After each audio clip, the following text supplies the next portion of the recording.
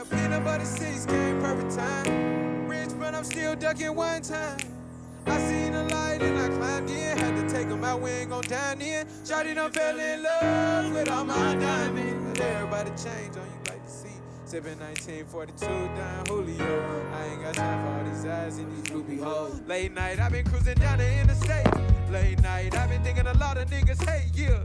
Told my dog, let's pour tons of ace. If he talking out his lip, we gotta give cuz a taste. I can't let no niggas slap my name. Especially when these little niggas see me as reputable. And the OGs respect me that they came on my section. No, we just bought color in just to maintain. I talked to my brother and me on the same thing. We just tryna motivate. But the AP show the face. Feel like I'm a Zoe today. Feel like I'm a woe today. I was in Miami with a bitch, she gave me cold face. She had this dick on her nose plate. Peanut butter seats came perfect time. Rich, but I'm still ducking one time. I seen the light and I climbed in. Had to take 'em out, we ain't gon' dine in. Shawty done fell in love with all my diamonds. But everybody change on you like to see. Sippin' 1942 down Julio. I ain't got time for all these eyes and these ruby hoes. I don't know what love is, I can't tell. Everybody come around like carousel, yeah. She got a birthday cake like it's my 21st. I done came a long way, I made it out of dirt, yeah. See my niggas in the hearse having nightmares in church. Tryna make sure my mama got a couple racks in her purse. Her card came from the top row, yeah. Don't give no ops hope. I just gave my dog a roll and told her take the clock approach.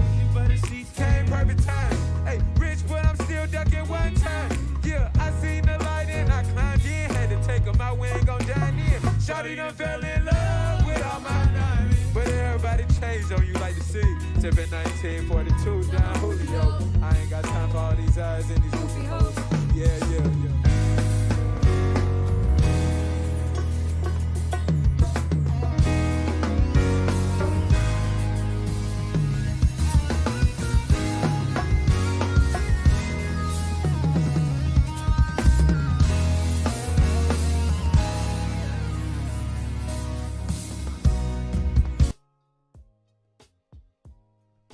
What up, guys? Good morning, everyone.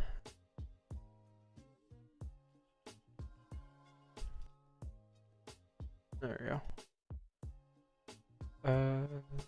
Okay. What up, guys? What up, what up, what up, what up? Good morning. Man, so I attempted a runner last night. I attempted a runner coming down towards 134, 134. But I got stopped at break even. Just fine. It was like I closed like I had a 6.0 run in, and then I closed a 2.0 at 30 pips, securing technically 10 pips, the 2.0, and then the rest is the front risk free and hit break even. But it's fine, you know, because I just wanted to attempt runners end of the month, so that's fine. But yeah, I was pre-London, and at their Asian session, I attempted what was it? Oh, yeah, so I was during Asian as well. So I attempted to during Asian 10 pips as well, and you know, pretty much so back-to-back 10 pips moves for the last 2 sessions. So we'll see how this session goes. But looking at GJ here, I mean, we did come down to the weekly support, right? We did come down to tap the weekly support. We are actually still bearish on the daily, obviously, still bearish on the weekly. 4 hours currently bullish though, right? So let's see if we can see get some buys in here. Let's see short-term buys. I'll say for buys though, we're probably gonna need to.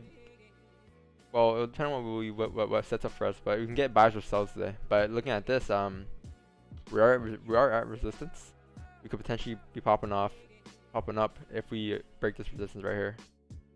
This 135, 491 level, or even like if you break above 135, 404.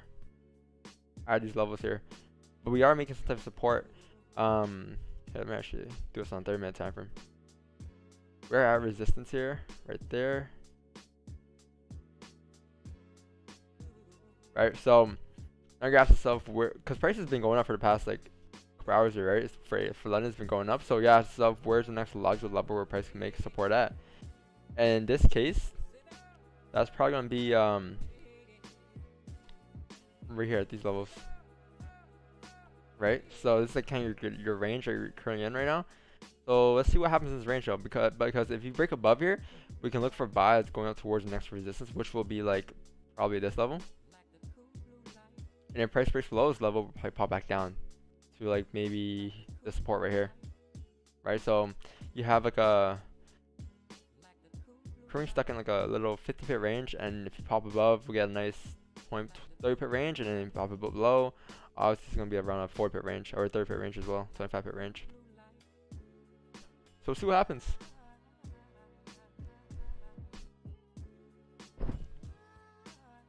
Man, it's been stuck in my.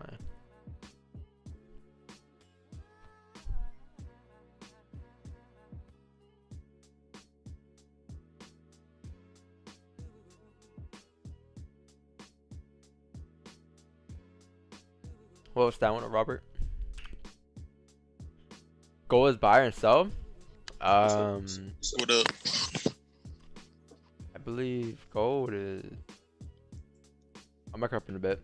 Let me just look at GJ first for a bit. I'll mark up gold like probably in like 10 minutes or something. What up, Sam? You took any trades? You guys took any trades last night?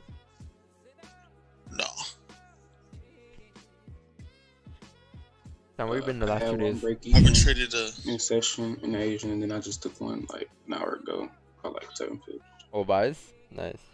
Yeah. Yeah, I think buys are clean, especially above like this buy right here. This is probably so crisp. You have a 20 pip stop. Well, that's actually a big stop, but then you have like a nice 36 pip range going up. Cause if you guys think about it, man, this buy that you could have had here on GJ went like this. You had like a little range here, right? So this is your support, then this is your resistance. So if this is your range, and price broke below the range prior to this, this now becomes your resistance. So if price were to come up and break this resistance, because technically this area right here is an area where price should retest to go down, right? Especially if it's bearish. Exactly. But since price kind of broke that level, broke resistance, now becomes support. This now support, broke resistance. We're gonna be popping up to the next resistance, which is gonna be right here at these levels. So that's why GJ came up back in the range, right? So that's why whenever I hear people say I'm gonna wait for a retest to go back down, or like whenever people have those arrows going up and down like that, it's like why you have no one knows what price is gonna do at this level here. Price is gonna respect it to go down, or price could either reject it to go back up in the range. So especially when candles are closing bullish here, right? So that's why it's very risky to really to have sell limits here, or have sells here without any have a bearish confirmation at all at the resistance, right? But yeah, price came back in the range, closed bullish, and then you could take buys here, stops previous candle. Look at this buys going up. Yeah, trade pre-London. But yeah, that's our price at that.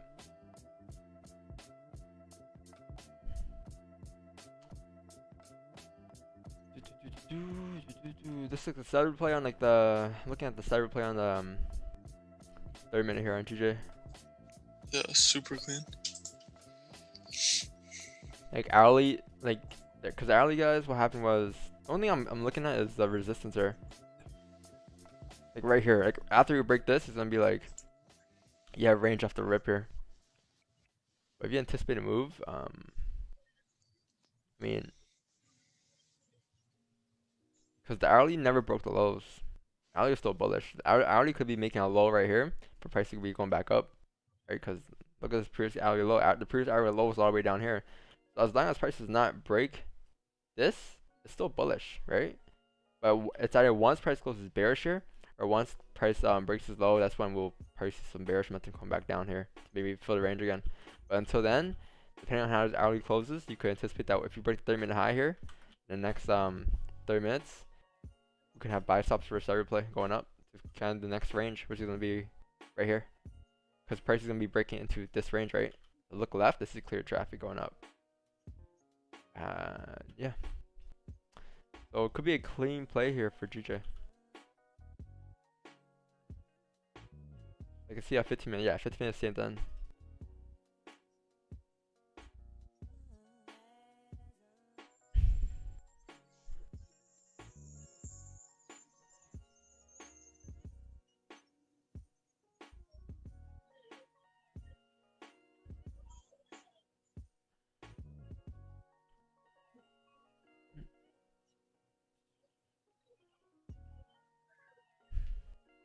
It's gonna be a pretty like simple day, to be honest. Nothing too complex today. It's gonna be pretty simple. Came up to fill the range after I got stopped out. Damn. How'd you enter? 15 minute? Happy Friday? Yeah, man. Happy Friday. Last Friday of the week. I had a pretty good week this week. How's the month been? My month? Yeah. Shit.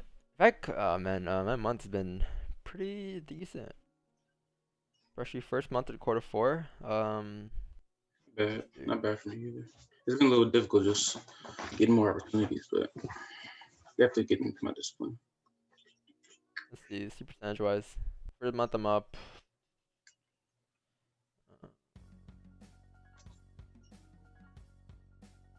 4% for a month. It's about like let's say 2% a day. Like 20 trading days, so let's say this around 2% a day on average. So it's not bad. Not bad. Using like 30% risk max per trade. Yeah. Yeah, it's been pretty bad. I mean, pretty good. Pretty good. I had a slow start though. Like I think the first week and a half, I was like barely up for the month. Like I was up. So this is the most I've seen you winning in a while. Really? In like a few weeks. Like since probably like August probably. Yeah, like your winning percentage is just like back up right now. I don't know. Cause after August, I think September was pretty boring. Not much happened. Like I had like a pretty much a 10% month in September, and then October obviously. June I was good. I had a good month. July good month. I think yeah, it was just after August kind of where September just kind of trash. But guys, you know, yeah, I shouldn't really let that like affect you. You know, like let's say you have a bad month or you have a good month. Don't expect the same thing the next month. Just trade the next month as it is. Like I'm not gonna expect a 4% return next month. I'm not gonna expect a 100 return next month. You know, there was one month where I had a 110% return in 1 month. I think it was like June or something. But I didn't expect the same thing the next month. Next month I got like I think 30% or something. Because whenever you expect something to happen, whenever you expect something, you're planning out to make the exact same. Like you're trying to copy the exact same account growth from a whole different month, from a whole different market perspective. When it doesn't even make sense, right? Every month's gonna be different. Every month the market's gonna be different. It's either gonna be much slower, much faster. Who knows? Every month is different, so you can't really copy your exact month from last month's pace. It will make no sense. So that's why it's best to just trade every month as it is. Just treat it as a fresh month. Take what the market can give you. Like I know this month was obviously end of the month was much easier. Last week's been much easier, but my focus still been my focus has still been like 10 pips. You know, so that's my focus. Because I understand that if we were to go back to regular marketing conditions, back to like a little more of a lower market, will probably like 10 pips will still be there for us, you know. It's just that now that's more volatile. You just gotta take the opportunity when it's there. You just gotta maximize your profits, and that's what I've been doing. That's why I've been like trading a little bit of London, a little bit of Asian. Well, Asian I've always been trading, but pre-London I've anticipated in the past couple weeks a bit more. But you know, still stick to like the 1 to 3 trades per day, 1 to 2 trades per day. So technically I took 1 trade today because Asian I counted yesterday, you know. So today was just 1 trade. Came out to fill the range. Okay, starter play ended up playing man. Yeah, starter play. It's not 100%, man.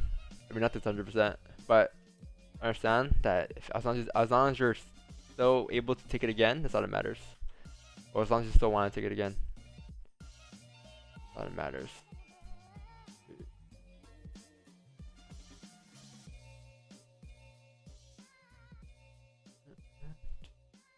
Oh no, what's that chart? Good morning, guys.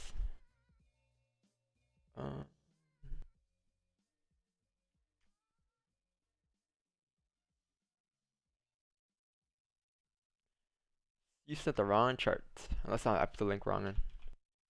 Yeah, you sent the wrong chart. Or no, you didn't. Sorry. Let me just.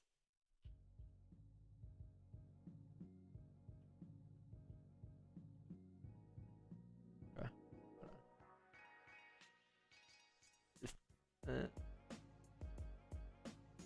There you go.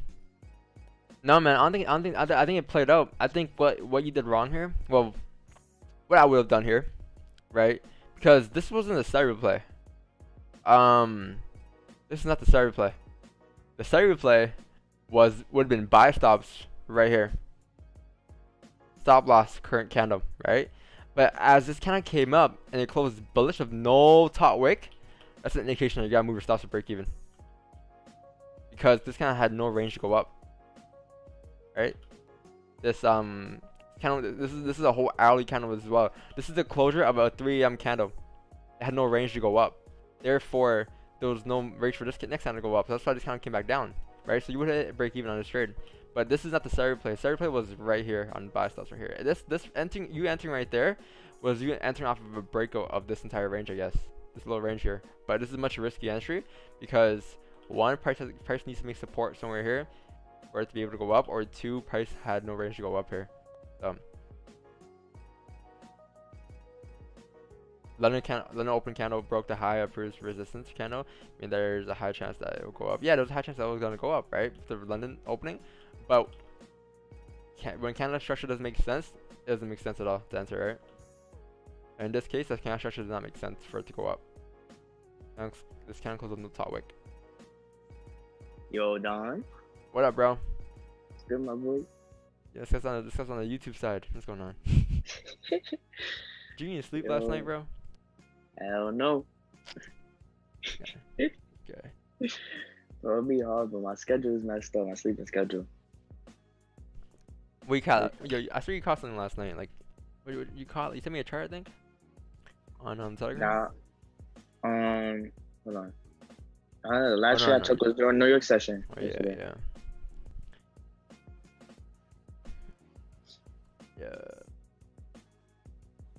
So what time do you consider pre-London? Pre-London is like probably, I'll say, like anywhere from like 1 AM to 3 AM, because London opens up at 2 AM, right? So pre-New York is gonna be like 6 AM. I'm talking Eastern here. 6 AM Eastern to like 8 AM Eastern. 8 AM is opening, right? Pre-Asian is gonna be like 6 AM opening to 8 AM, 8 PM, 6 PM opening to 6 AM. PM opening. Yeah, that's pre-Asian. But usually like the first 2 hours before a session opens up, I would consider that pre-market. Or like an hour and a half before. Yo, would the break of the previous candle on 30 minute be a valid buy? Yeah, that's the starter replay. That's what we're looking towards.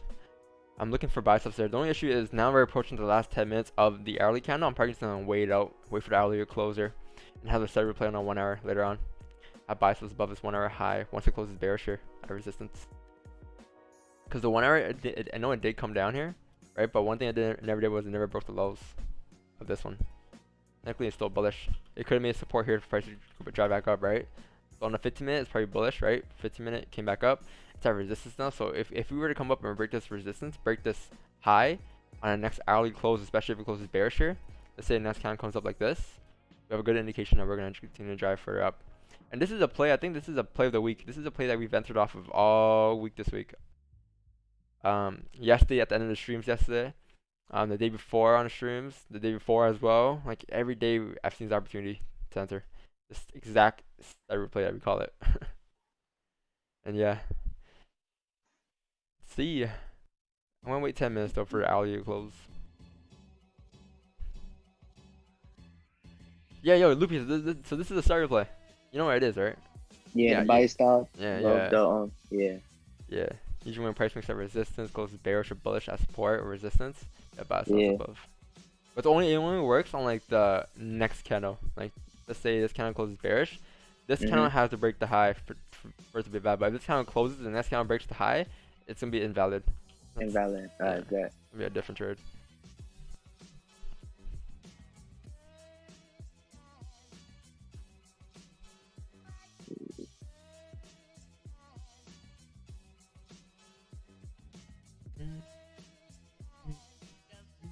And near the end. If you guys haven't checked it out yet, go to exclamation point wickfill in the chat. You guys get a link to like how wickfills work. Here, let me start off. Do exclamation point video to learn about how to keep your losses small, because the biggest loss we had all October was 10 pips. Biggest loss. I've shared all my trades for October here in this folder here. You guys can take a look at all that if you want. But the biggest loss we've taken all month was a 10 pip stop, or even 9.5 pip actually, not even a 10 pip. But that's due to managing risk, managing our trades to the T. So I'll do exclamation point video for YouTube video to, cause I made like an hourly long YouTube video on how to manage positions, how to manage losses, how to keep losses short.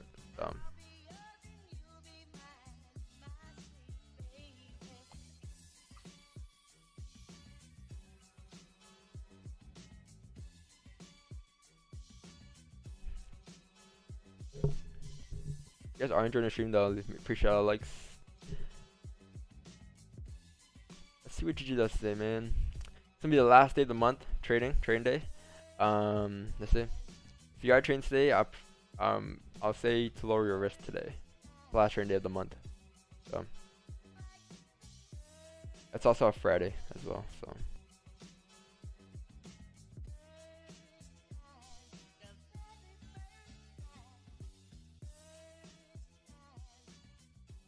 Hey Luke, you trying to run Warzone after the streams?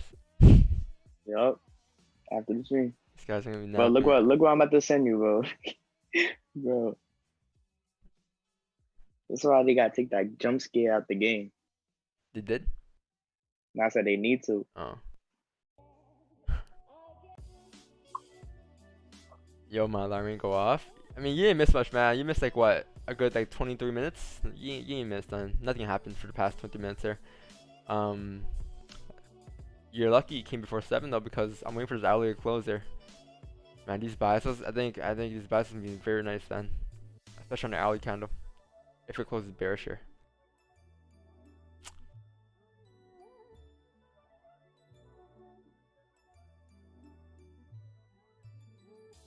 Because like we have like some bit of traffic to the left, looking left there, but around that range it's gonna be around like 10% profit anyways, right?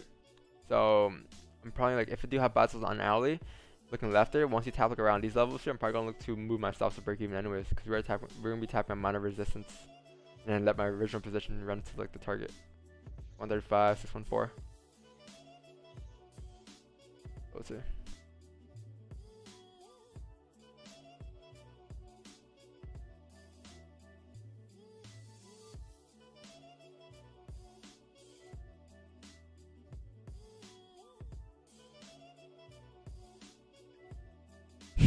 Yo, Luffy. Yeah, Yo, bro, like, imagine that cost you the game. oh man. I'd be mad. Should be the same for GU buys after close above resistance. Let me check GU. Actually, let me check gold. I said I was gonna look at gold. GU high already broke. Yeah, I haven't checked gold in a bit. Hold on. Yeah, good thing gold's. I think gold is that resistance here. I think if you break this resistance here, we could potentially pop further up. Come up back in the range here. I'd say like actually above here, above this whole entire level here. I'd say buys above there, or actually no, buys above here. Coming up until towards this resistance right here. This is probably key. 1883 here. That's what I'm waiting for. Guys looking at gold here, about a 50 pip range here. I think that's gonna be very nice buys above there for gold. Look left there, this is all clean, right? Because if price is making resistance here, this is your resistance, and we break the resistance, look left, where's the next resistance at? Here, right? Why is that there? Because look left, this is all clean traffic. This is not considered a range. This would be a new range we're breaking into if you do break this resistance. Therefore, it's gonna be clean traffic. Because the current range we're in right now is gonna be from here until like here. This is your range we're in right now. But if you break this resistance, you're out of this range. You have a breakout here. All right. It's a pretty simple trade setup. Somebody said GG sells. I mean, yeah, I think sells would be valid if you break the support at 135, 146. I would look for sells if you break below there, but I'm pretty bullish. Well, until the next target here, if you do break this resistance. Man, if you broke this high and it was like the new hourly candle, you know, I think Basels have been very nice here. Yeah. Like it might just You go. broke that first 15-minute high. Yeah, it might just go within the next 3 minutes here. To be honest with you, the set replay. What's the next resistance here?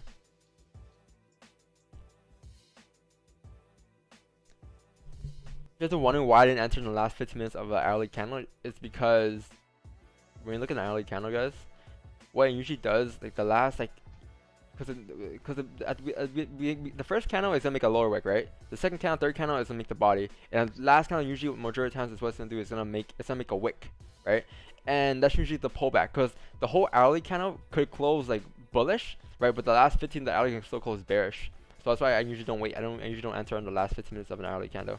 I usually wait for the whole hourly to close. So yeah, that's why I'm gonna wait here. Wait for this hourly to close in 2 minutes.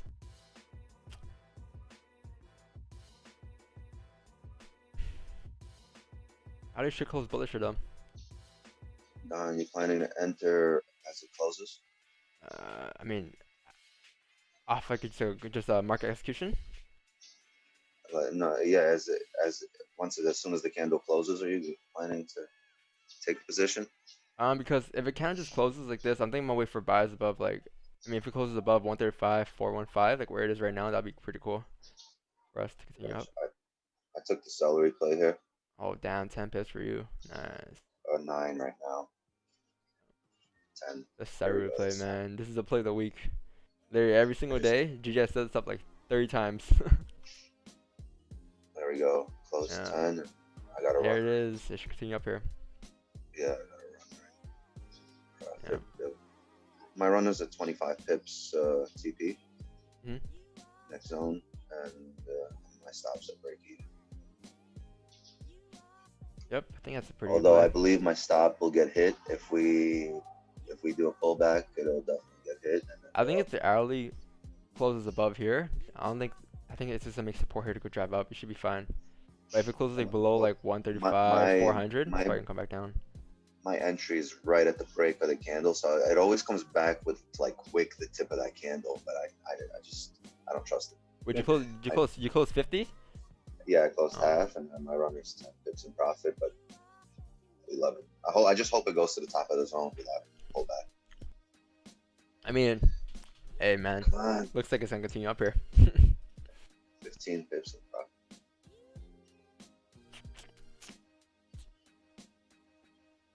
Nice trades, guys. Nice trades. Where else has been watching the streams for the past months or so and understand the set replay? This is a perfect example of it. The reason why I'm moving my resistance up to this resistance now, guys, is because like I'm looking at it from like the 30-minute perspective, 1 hour perspective. There's some type of resistance there. Thanks for the link. I'm going back to sleep. All right, man. Take it easy. No, I'm kidding. Thanks for playing. Going back to sleep. Chill out. I'm definitely done for the week. I think you had a good week, right? Yeah, 8 wins, 1 loss. I'm up 90 pips for the week. Ooh, 90 pips? Brother, damn. Yeah. Damn. Good ass trades, man. Wasn't playing this week. Man, I got so upset over the last 2 or 3 weeks because I started I was break even, like I was telling Don, but I was losing. My lot sizes were raised. I was losing a shit ton on just commissions. So I lowered my lot size and I let my trades play out.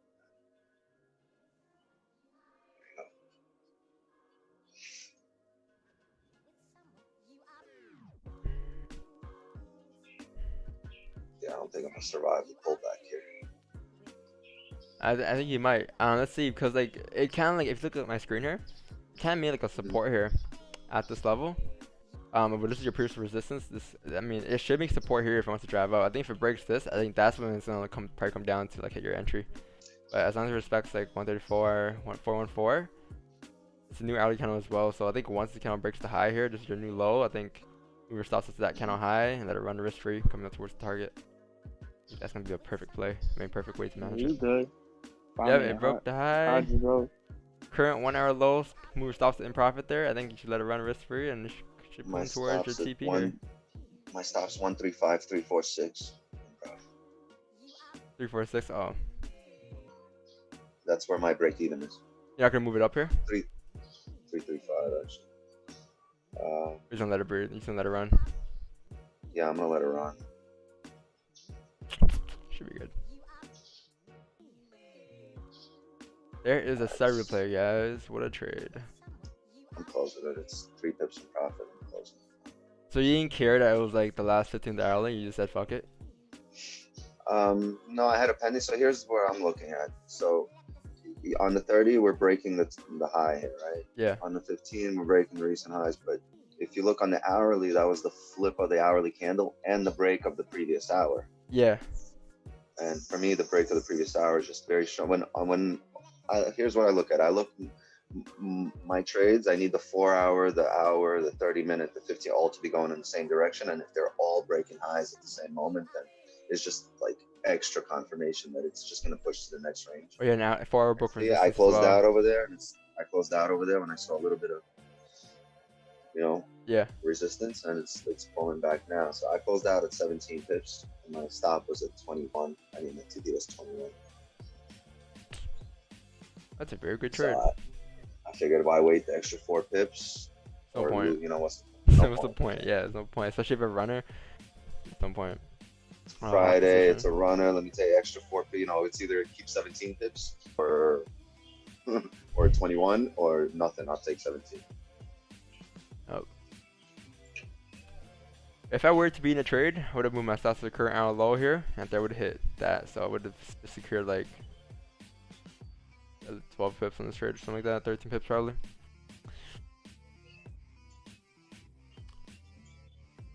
It's fun. It hits, and now my kids are up. This makes it so much easier. It's not go cook a breakfast, get them all dressed.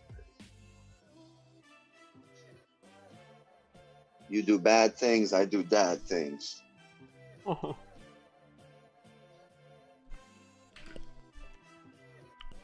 Oh, it's one of the trades. This little trade's called. Let's delete this. This is from yesterday. Forgot to delete this, guys. There you go. And I took this loss today. Should I have waited for price to close below support? I had drawn first. I can take a look at it, man. These are a charts I love because they ask questions. They ask, I took a loss. What can I have done to be better, right? They don't ask me how long did you become profitable, how long did you do this, how long did you do that. They ask, on this trade I took, these are my stops. I hit my stops. Why did I hit my stops, sir? That's a very valid question. That's a question. At that time, I know that you actually want to become a better trader. But when people ask, how long did you become profitable? How long have you been trading for? How many years did you work before you started trading? You quit your job? The question like that is just like irrelevant. These one I really. Let me actually figure this out first. Okay, entered a printed as price broke below the previous statement. Sell here. Oh. So you take a sell. Did you take a sell like right here on a break of this 30-minute low? The bearish candle, I'm guessing. Oh no, this one right here. Okay. Cool. This is 30-minute time frame, right? So price ups downtrend low highs. Price made a minor resistance at 30-minute resistance.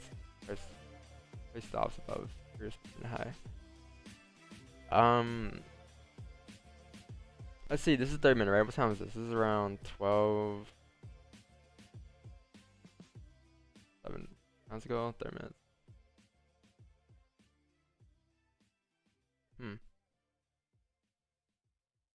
This is right here, right? So from this, it's like what? 4:30 here. So if it's, 4:30 is still bullish, man. Look at this. 30-minute. I know 30-minute broke the lowest here, but the 1 hour, all that bearish, because like all the bearish candle did was, that 30-minute bearish candle right here. All that I was just a wickfill in the 30 minutes on a 1 hour time frame. Because this is the first half of the hourly candle. This is the second half of the hourly candle. The second half of the hourly candle closes bearish, right? But the whole hourly perspective, the whole hourly time frame, still closes bullish. The high time frame is always gonna take over the small time frame. So if you do exclamation point wickfill, you would understood that in this case, all that meant was price was making support here to drive back up to kind of fill the wick for the range again, and that's what price did. The next kind of came up to kind of fill the wick and continue up bullish to the next resistance. I think this is a perfect example of the post I made about how wickfills work here, right? That 30-minute closed bearish here, that's what it was. Then create a range to go up. We next kind of filled the range, and this is what the next 30-minute candles did in the area after it closed bearish. Look, it closed bearish, and then the next candles came up bullish kind of continue up, further up towards the next range. So I think that was the issue with the trade here. I think you could have looked at that 1 hour a bit closer. And also the 3rd minute, it kind of just closed like, I mean, 3rd minute, yeah, I mean, close kind of weak bearish here. We're very weak bearish, right? Just kind of came down to break the lows. I guess he has sell stops there in this case. Yeah, the only issue was just the hourly time frame, man. I think that was the only issue here. Could have been avoided with the 1 hour, if you saw the 1 hour. But overall, I mean, it's not a bad trade. It's still a valid trade. This live is amazing. Appreciate it, man. Appreciate the love. Gold, yeah, I think I mentioned gold already. I think gold needs to break above 1877 here in order for it to continue up bullish towards like 1885 range. Since it's been rejecting here, this hourly's been rejecting. I think wait for the NYSE open. I mean New York open in an hour to see how price reacts here. But as long as price, well, if price were to break above 1877, it should continue up here towards I'll say 1882. And a break above, it's usually a closure above in this case. Or maybe if this hourly candle closes bearish here, and we get a buy stop on the next hourly candle to go up. Start replay. Alright. So let's see what happens here. But I would not be entering positions on gold right now. It's in a nasty range where it is.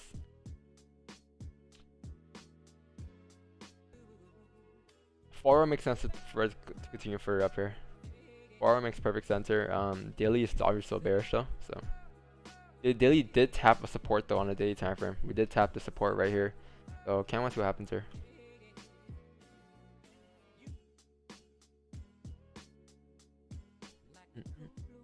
Because if the daily is tapping support, right? I know it's still bearish. Yes, this candle is still bearish here, but it did tap the support. If we're tapping support here and the 4 hours showing bullish momentum, I mean, high chance we're gonna continue up for the rest of the day. I mean, we're bouncing up the support, right? But let's see. If today we actually break, like I'll say this level, this wick, we're gonna probably continue further up, back in the range here, back up to like 1900 levels. If you do break that wick, so see what happens.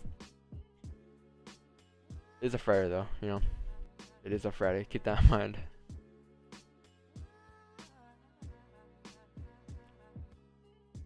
I think you can delete this sells below here now because sells below here. I think if price were to break back into the range here, you can get better sells here back into this range. But yeah, I'm probably looking at more buys than sells. Oil. You guys send me a chart on oil, man. I don't look at oil. I only look at 3 pairs. I only trade 1 pair. GJ, US30, and gold. I'm looking at gold just because. I mean, looking at GJ because that's what I trade, right? That's what I trade every day. I look at gold because that's what I'm going to trade in January, right? I took a break on gold since last March, due to the spreads being a bit. When the spikes kind of went up in March, April, May, I took a break, and now I'm going to return in January. I'm just spending the next couple of months here to backtest gold. I mean, backtesting that means like showing up every day, watching gold every day at the same time every day, at the same session every day. That's what I'm doing right now. And then I'm just gonna do that for the next couple of months until January, and then return in January to gold. But right now my focus is just GJ. So whenever you guys ask me look at this, look at that, man, it's too much. I try to just focus on 1 pair. Well, try to look at 1 pair only. Yeah, my focus is on GJ right now. I don't want to get distracted on GJ. So if you want me to look at another pair, you guys send me a label chart of that pair. Nicely labeled, your bias on it, your analysis on it. Tell me what you see, and I'll tell you what I see after from your chart perspective. And that's how we're gonna learn. But if he's asking what's this gonna do, what's that gonna do, it's not gonna help you at all, you know. In any case.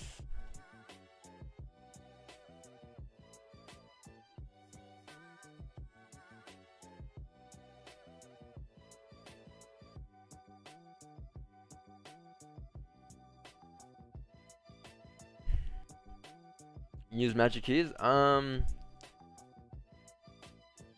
Sometimes, not anymore though. Not as much as before. Like when I first bought it, yeah, but not as much anymore.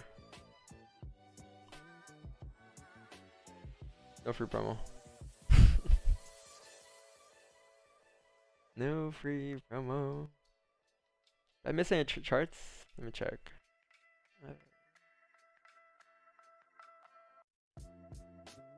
Oh yeah, I feel like I noticed that it's good to be more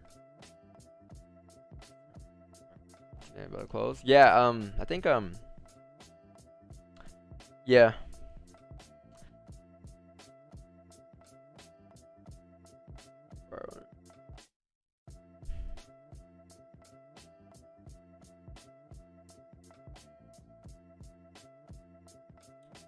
Yep.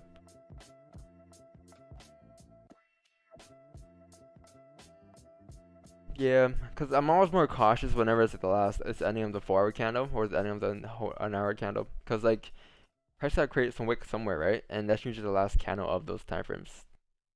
Because a wick has to be closed somewhere, right? And a candle has to close bearish in some sort for that to happen. Let's say the 4-hour closes right now. This 15 probably is gonna close bearish here, right?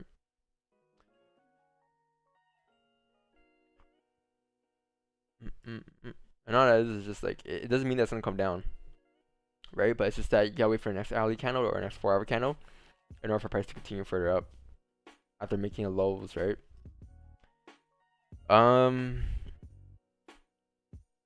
Should be the same. Yeah, I want to check GU here actually. GBP USD. Do you have news today? We have GDP news, CAD news. Okay, not too crazy.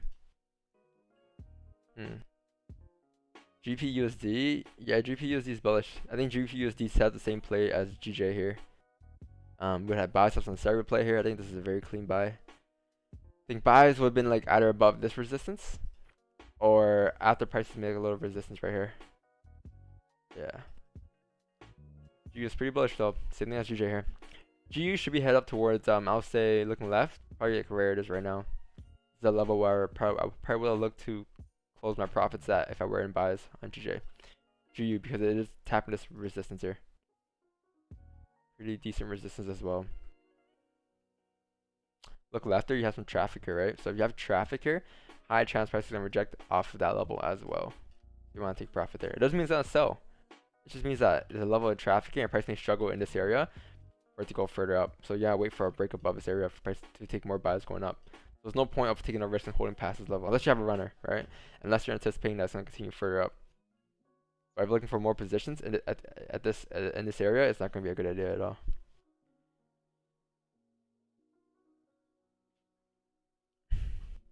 What up, Carlo?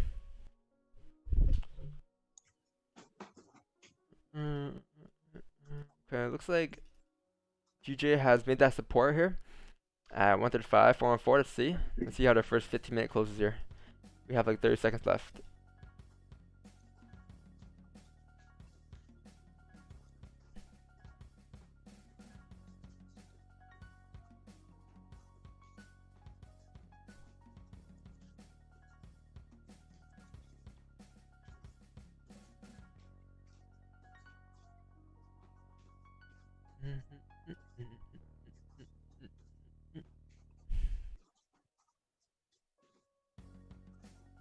Yeah, it sounds like close bearish here. Like 5 seconds.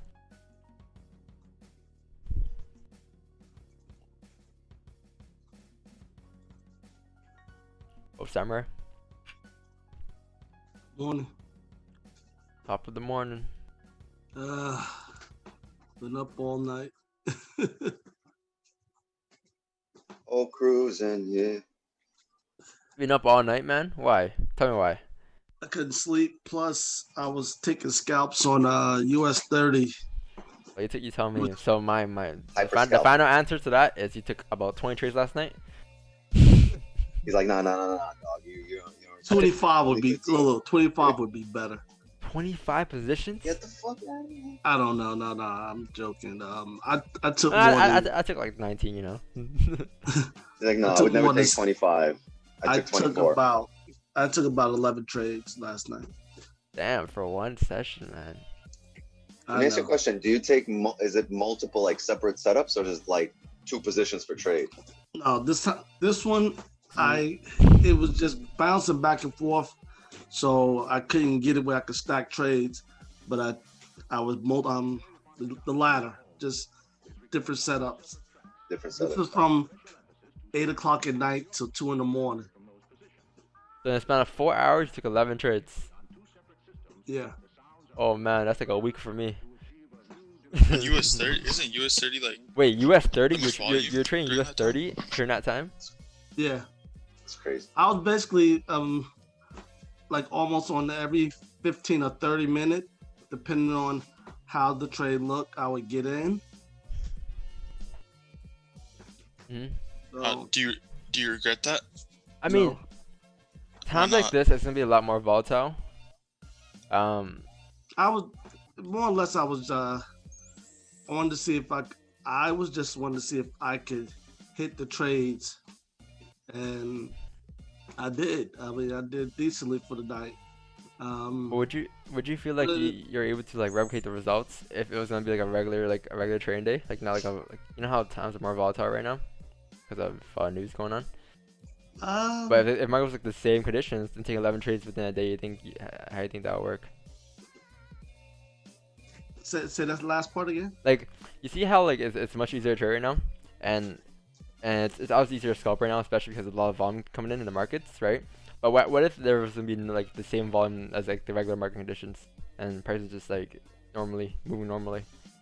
Well, and for taking me, 11 I trades. think- Would you I still think take the 11 big- trades? No, I think for right now, let me explain. For me, I think my issue is that I'm not good at planning it out, knowing where I want to take it to and get out. So what ends up happening is, I like with US 30, for example, I'll be up 30 points, pips, and then they'll start retracing back toward me, a pullback, and I'll get out to save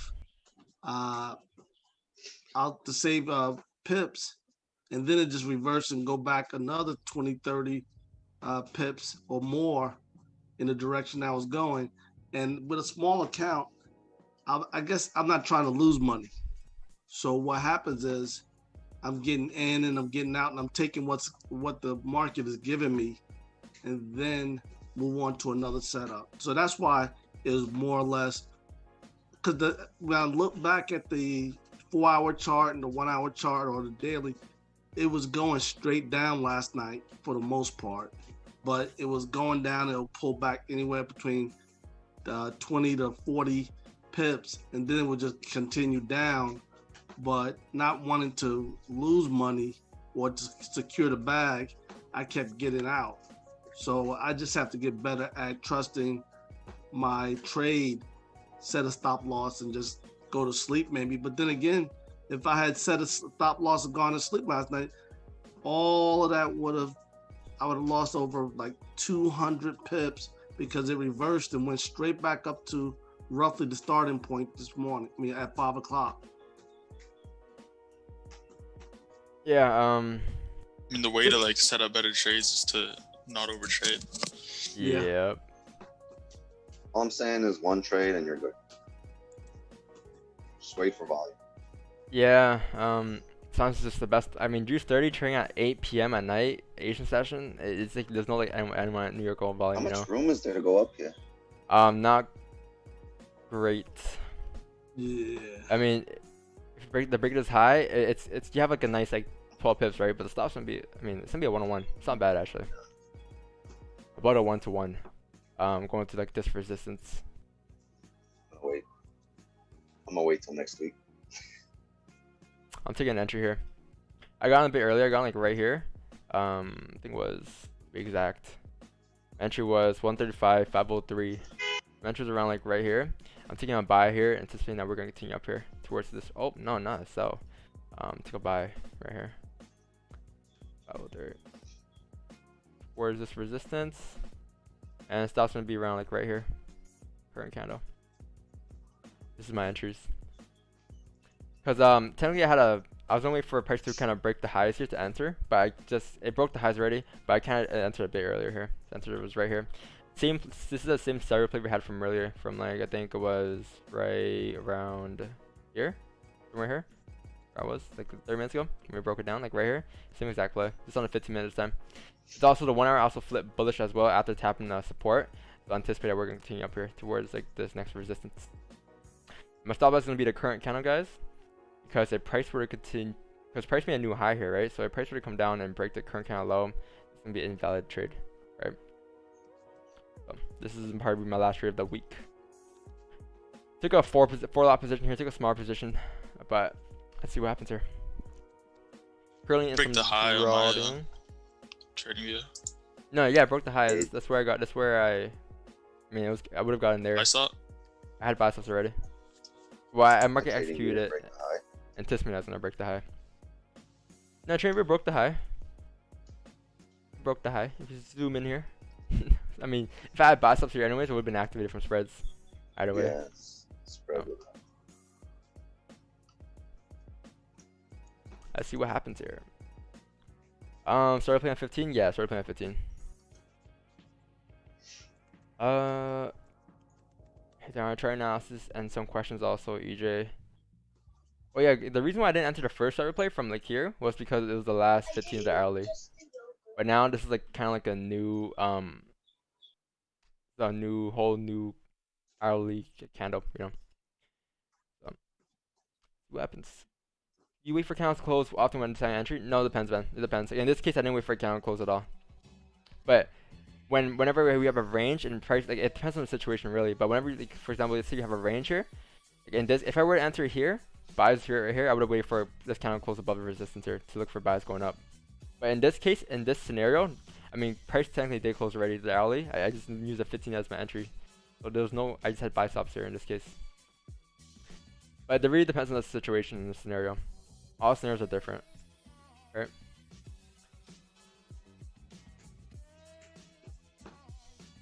But majority of times I'll say yes, I do. I do wait for candles to close.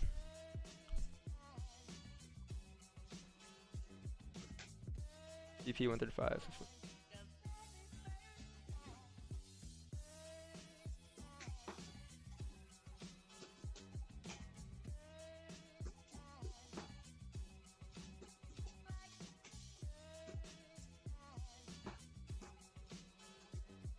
DP 35.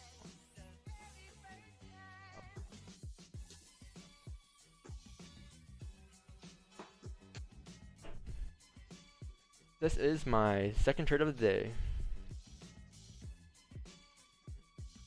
Man, the London trade, guys, I think it came down about, let's see, London trade got around 135, 134,976, right? So I got sells here from London, free London, 134,976. Right here, around this area. And we anticipated that was going to continue down the 4-hour time frame. It came down around like 50 pips. I closed at 30 pips. I closed a 2.0 position of a 6.0 position, so I technically secured like 10 pips on a 6.0. And then I let the rest running until my TP, and TP was like all the way down to like my weekly, I mean the daily support here. I was looking here towards 134, but price failed to kind of hit that and hit entry again, but it's fine. I still secure like technically 10 pips on the trade, right? So I mean, it was like kind of like my, you know, just kind of like tip off October in a great way, but hit entries unfortunately, which is fine. I mean, GJ is currently coming up again here. Currently breaking the previous current candle high again. We should be continuing up towards the TP here. Look left. There's no traffic coming up towards this target area around like 135, 612. We'll see what happens here.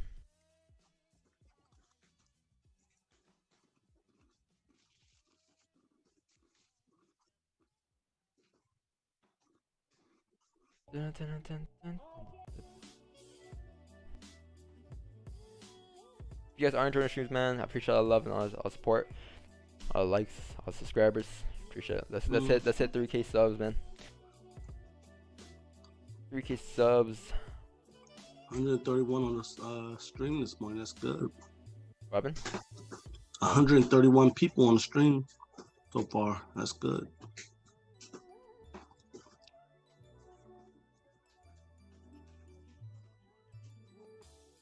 Did the strategy work on year 30? I think as long as counts are form, man, because this is not.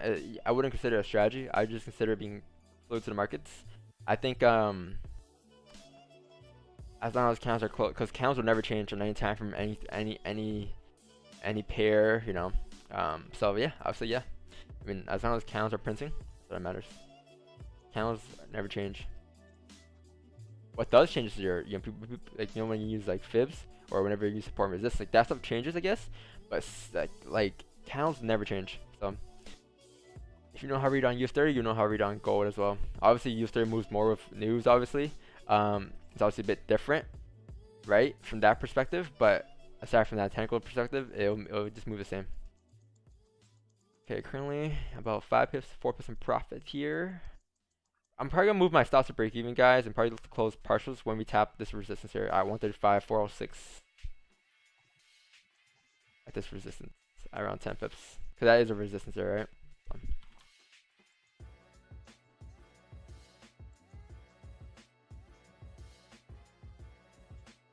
I think VIP had a good entry here. 8-1 had a better entry on us.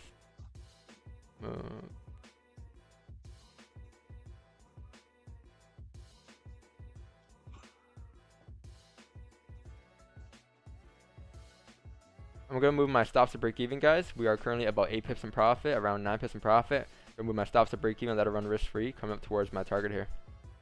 And there it is. Actually, my bad, it's 8 pips in profit, not 9 pips. Yeah.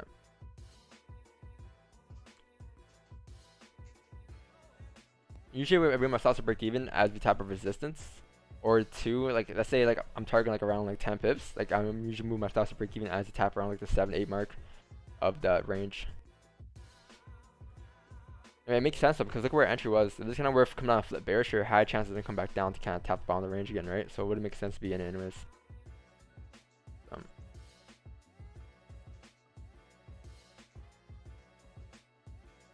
Let's see, the 15 closes in a minute here. I'm expecting this 15 minutes to close kind of bullish above this resistance here.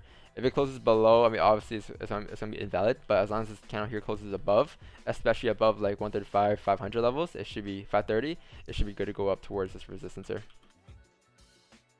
Because technically this is your support, right, that we're currently in right now. We made a support here. Price made a support down here, just like your low range. Price broke out of the range. We broke above. This now becomes support. Price should respect this support if it wants to drive up. If it fails to break this, well, if it fails to hold this, it's going to come back down. Therefore, the show will be invalid. You're always looking to like reduce to kind of manage trade as well as possible. If you lost a short, right, manage trade to the T. Use every info you have on our charts.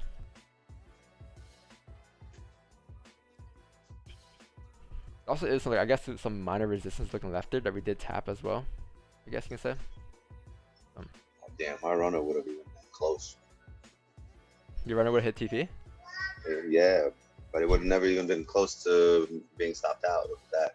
Yeah, I told you. I mean, the 135 was like, that was your support after, you know? I mean, it tapped that. I mean, Yeah, I should have closed half I mean, the no, runner. I mean, 70 pips, man, that's fine, man. You missed like, what, 5 pips? So what's the point of that, you know? 5 pips on a half position of your original position. You might as well close the whole entire thing, right? Yeah, you're right. No.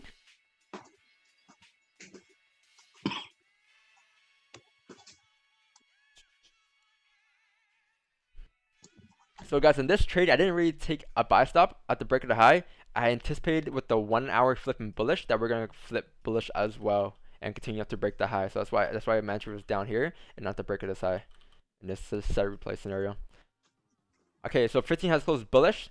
15 now needs to create a lower wick here somewhere, a low. So as long as we survive the low and we flip back bullish, it should be good to go up to continue up to fill this wick, continue further up here. So let's see, this candle flip bearish here. It should continue down towards maybe the support or even here, who knows, right? But whenever it flips bullish, that's the indication that we're going to continue to drive up. Because right now we don't know, we have no clue of where this wick is going to be created at. It could be created here, it could be created down here, who knows, right? But once wherever it flips bullish at, it should be good.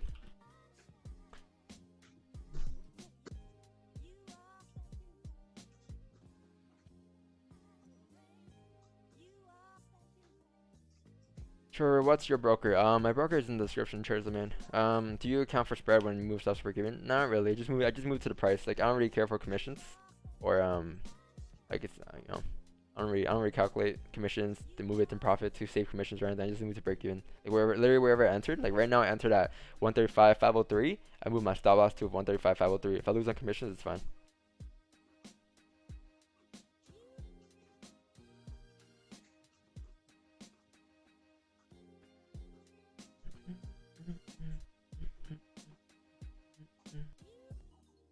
So guys, I think once this candle here, if this candle were to continue up here, and break this high, I think you can move your stop loss from this break-even point to now in profit.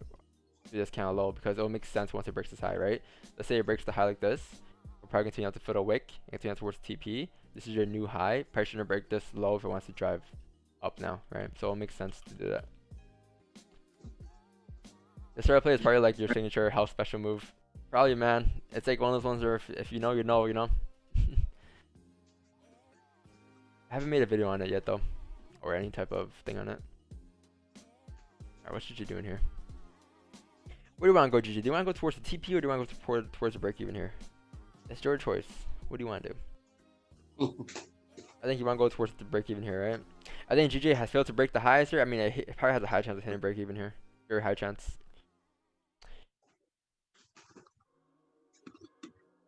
Yeah, hit my brakes. Hit my brakes evens. Yeah, I got out here, guys. I got out here, break even. Bro, GU just did the same thing. GU? Yeah, it literally broke the high and then it just went back down. Yeah. I kind of figured once it's kind of like it kind of spiked up here and kind of failed to break this high, I'm like, and came back down bear. I'm like, yeah, high chance gonna come back down here. This price is, I mean, you can say it's the high for price to come down. So if you come down and break this low, guys, probably come down and break the support here. We're gonna continue back down in the range here, back towards like 135, 413 levels. So yeah, I mean, first trade on the streams today, break even, which is fine. Buys, break even. What time's the trade called at? This is trade is called at around I think it was 7:15, right?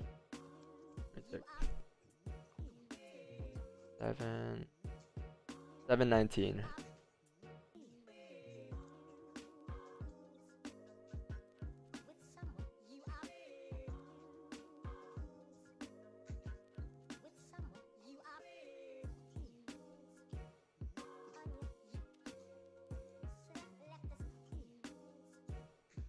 Yeah, 7:19.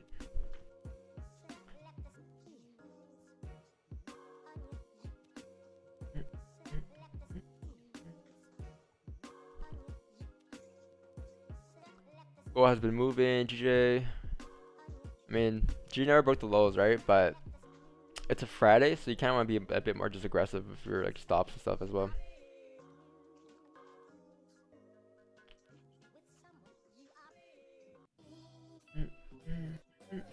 Like Fridays, you don't want to be aggressive with your entry, but what you want to be aggressive with is your stops.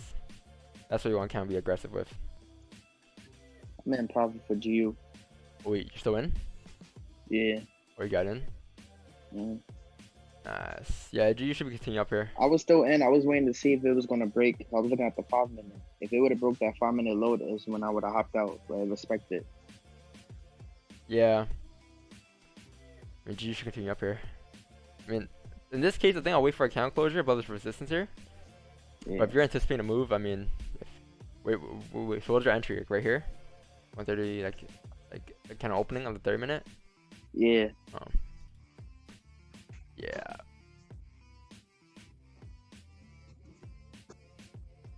Ooh, GG came up to break the highs.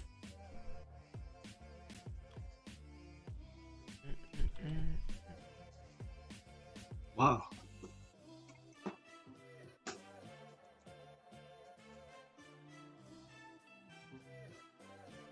Loopy, I know you're tired right now, man. Nah, I'm good. I'm There's chilling. no way. It's crazy because I don't be tired when I'm watching your streams and stuff. It be happening right after. Right after you watch streams? Oh, Yeah. I'm tired, bro. This guy talks too much. No, right about 11:30, 12 o'clock, noon, I gotta go take a nap. But a lot of times I've been up since like 2:33 in the morning. Did anybody else take that trade with me? Or is it just me? Sam, you take a trade, Sam? Yeah, I took a trade. Got out? Yeah, hit break even pretty much. Yeah. Yes, sir. 3. I don't think I came up with 10 pips here. Even if we were to stay in here, I don't think it came up with 10 pips. It came up with like 9.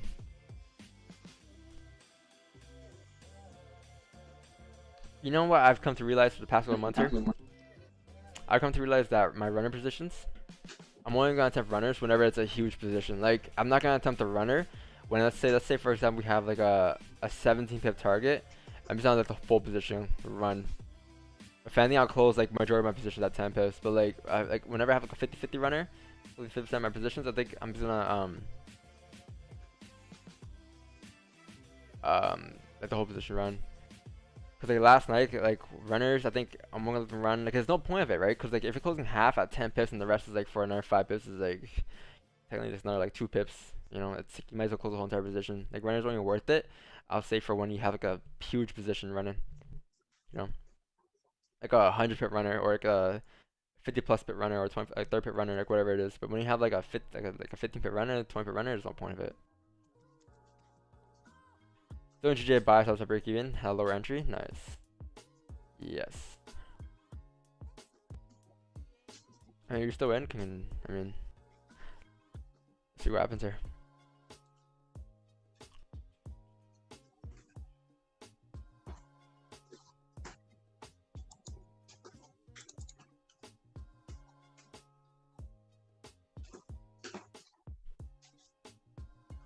You know what I had this morning? I made water, lime, and honey. I don't know why. I just woke up. I felt like that was my drink for today. Some days I want coffee. Some days I want water. Today I just want a honey, lemon, and lime. Honey, lemon, lime. That's a drink. That's a drink you drink when you're sick. What, like you put in it like hot water? Well, yeah, hot warm water. Yeah. Oh, okay. I was about Like to say like Theraflu? Yeah, but I don't know. I just wanted it today. You know. I woke up. That was the first day I craved. That's weird as fuck. What? I mean, I was actually supposed to go like Jimmy's get like a breakfast, but get a hash brown, but.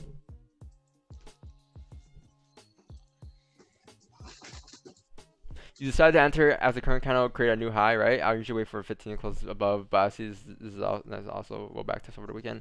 No, and just in this case, I enter off of the 15-minute time from here. Like it was a side replay on the 15-minute time frame, but I anticipate that we're gonna break the highs as the 1 hour kind of flip bearish as well. Like this, I entered here because like it was more of an anticipation that we're gonna come up to this resistance, and tick back's going up.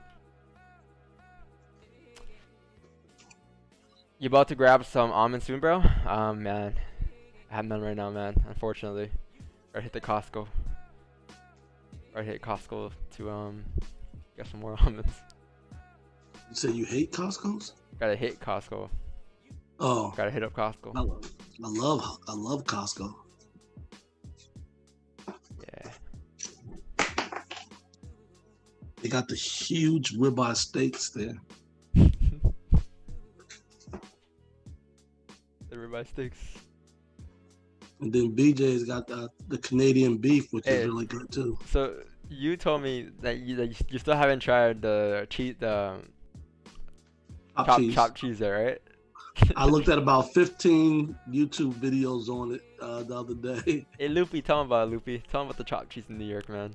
It's good, man. Good. Straight from Part of New York you live? Brooklyn. See, I've never heard of chopped cheese. I lived in Brooklyn and I lived in Jersey City, and I've never heard.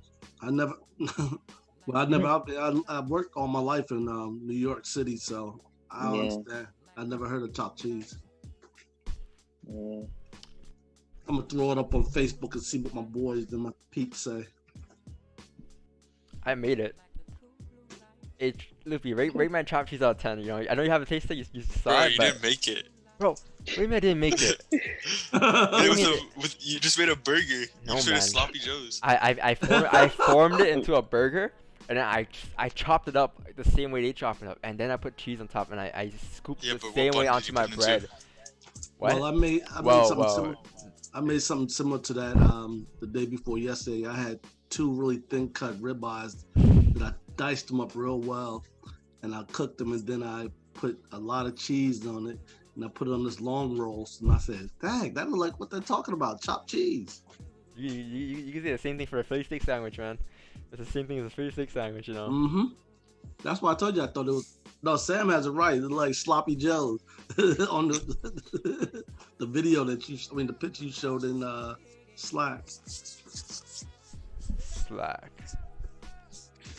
Sloppy Joe's was fire though. Heartburn with that ish. You eating in the wrong Sloppy Heartburn. Joe's. I might be.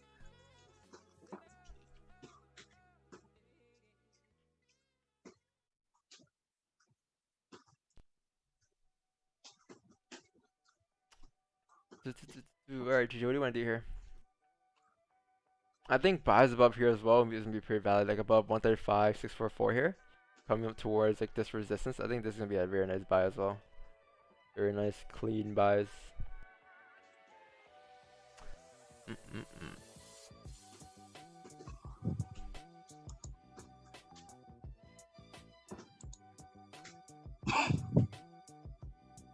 $25 likes. I think we can hit 50 likes today, guys. I think the goal for today's stream is gonna be 50 likes. 50, 50, 50. You know, like the knowledge is free here.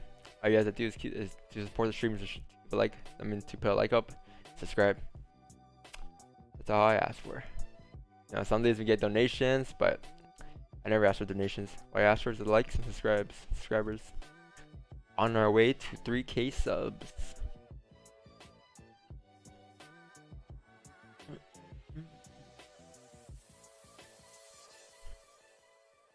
Let me ask you guys, you know, chat. Well, how's your week? You know, was it good? Was it bad? What did you do this week different from last week? You know, ask yourself that. Because if you didn't improve from this week, if you had like a week last week where, because the first thing I said this week on Sunday on Instagram was I said that focus on what you did last week and take a look at all the flaws and try to focus on getting better at those things this week, and let me know if you saw improvement from this week. Because if you didn't see any improvement, if you're still the same person, I mean, you probably are still the same person, because it doesn't take a week to overcome those things. But at least as long as you see some type of progress, that's all that matters. As long as you're actually making actions to actually progress. I feel more confident on my trades now. I used to be scared, Yeah. be hesitating. Hesitating, like yeah. I mean, I feel like confidence yesterday- is key, man. Confidence is very key. Yeah, that's right. I feel like yesterday was like the best day I ever took taking trades for a gold. I never did this good with gold before. Yeah. It was a nice move yesterday. Got sells, right? Yeah, Nice sells. the two cells I caught Mhm. that made me be finished for the whole day. Yeah, this sells you took yesterday was like right where, like, this is a start replay, right where we mentioned it. Yes, Yeah. like it was right here. This is very just so clean here, man. This cell right here was just so clean. This is like a gift from the Forex gods, you know, just giving you a gift here. And Damn, oh I yeah, wish it was like this every day. Like, if this damn, sub played up this every is- day, man, this would be a man. Yeah.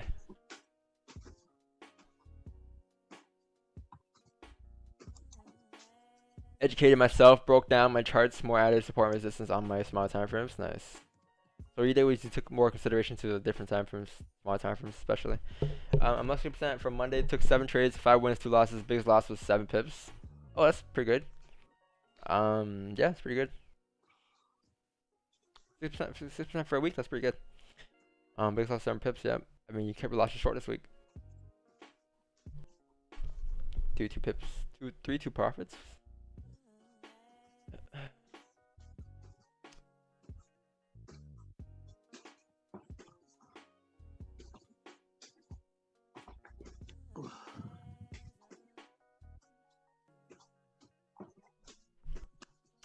Yeah, this week has been pretty good.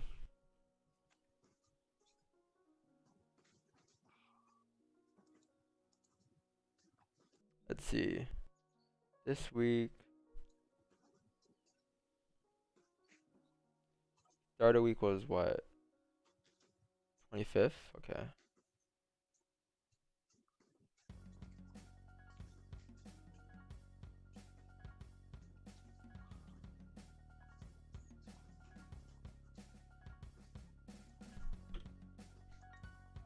I took 14 trades this week. Usually I take around 10, but this week I think I traded a bit more London, like for like 3 moves during London. Can't do 14 trades for the week. Not bad. Actually, no, not 14 trades because some of them were the one position, just 2 entries. Let's see. I took 1, 2, 3, 4, 5, 7, 8, 9, 10, 11. Like 12 positions. Didn't overtrade or over leverage this week, so that's a win for me even after the losses. So do you feel like you had a better week then because you didn't overtrade? Do you feel any type of improvement at all? Oh man, GG came to the top of the range here. Nice.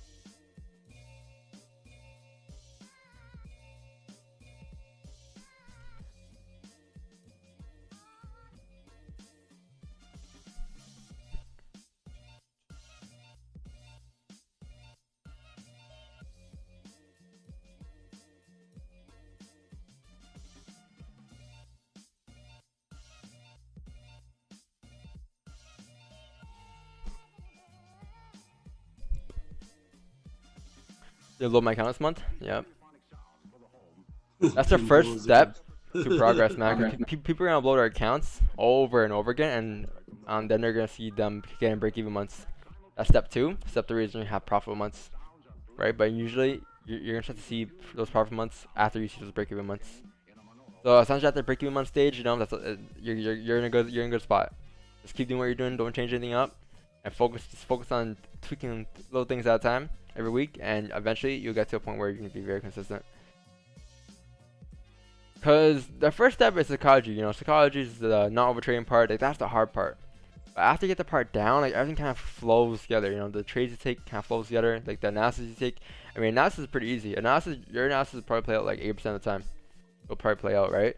So, I mean, picking the right 2 trades for a day, not overtrading, picking the best of the best trades you can probably look for throughout the day, taking those entries, and yeah, I think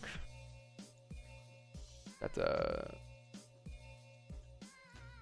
good way to become profitable.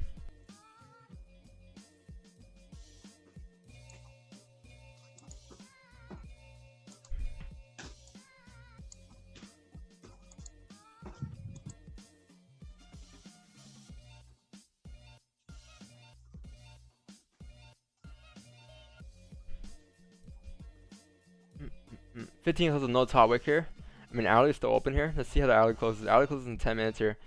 If this hourly candle closes bullish above like this resistance, high chance it's gonna continue up here. Where's the next resistance? Where's like 135, 950 here. You can feel the range. Like this. That's what I'm expecting. If you do close above, guys look for more buy positions. I mean, overall though, it's a Friday. I mean, today's Friday isn't that bad. Today's Friday is gonna be a lot more volatile than other Fridays.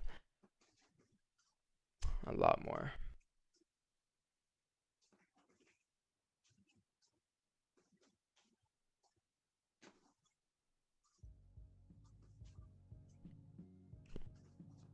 Why is that, dog?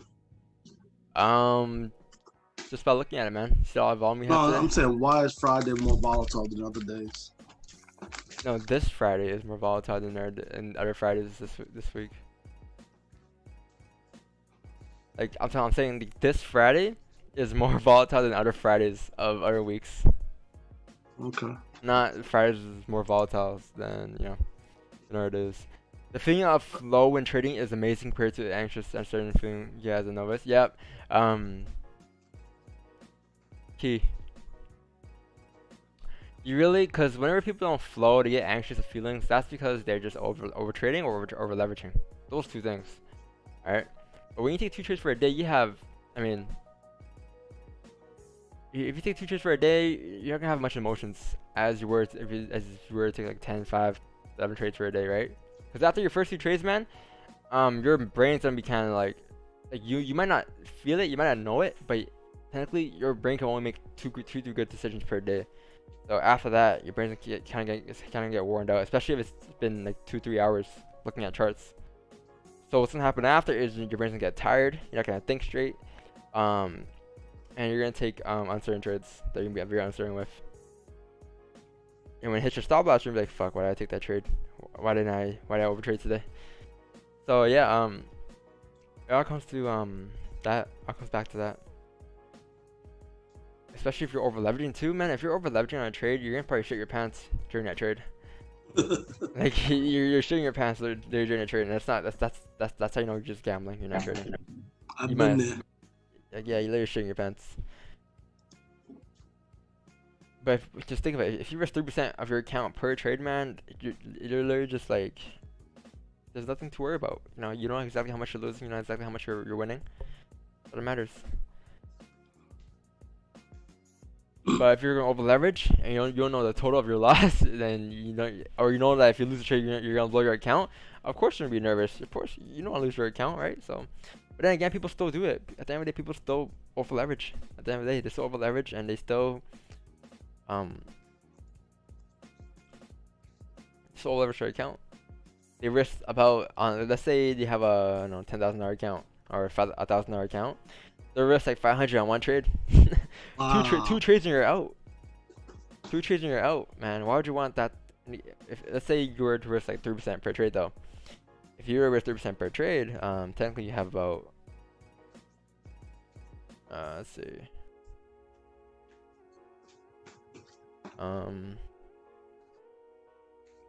33 trades to take. Yeah, 33 trades.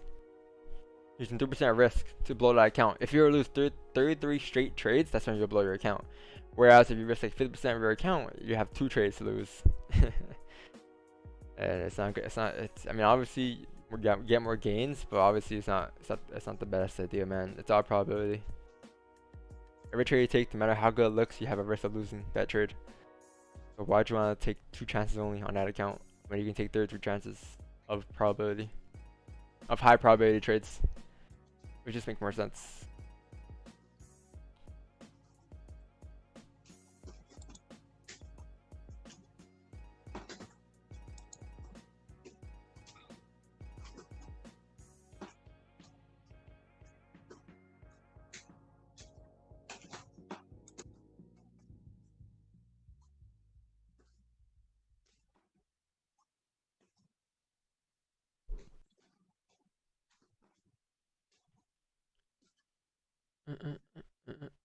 You have like the cellular play set up on like gold here.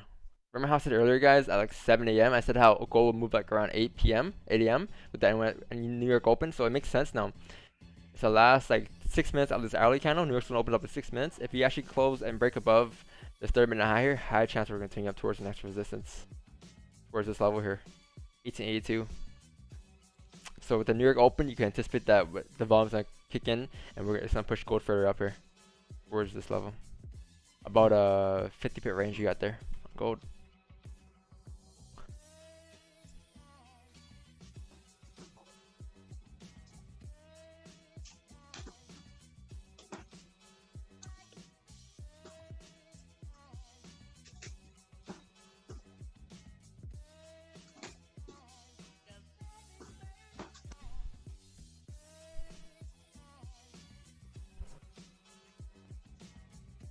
Yeah, yo, Sam, or anyone, have any of you guys been to like a chiropractor?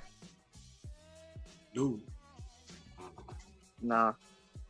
I want to go to a Never. car. I feel like it's gonna be so blessed. Wow, your back's hooked up?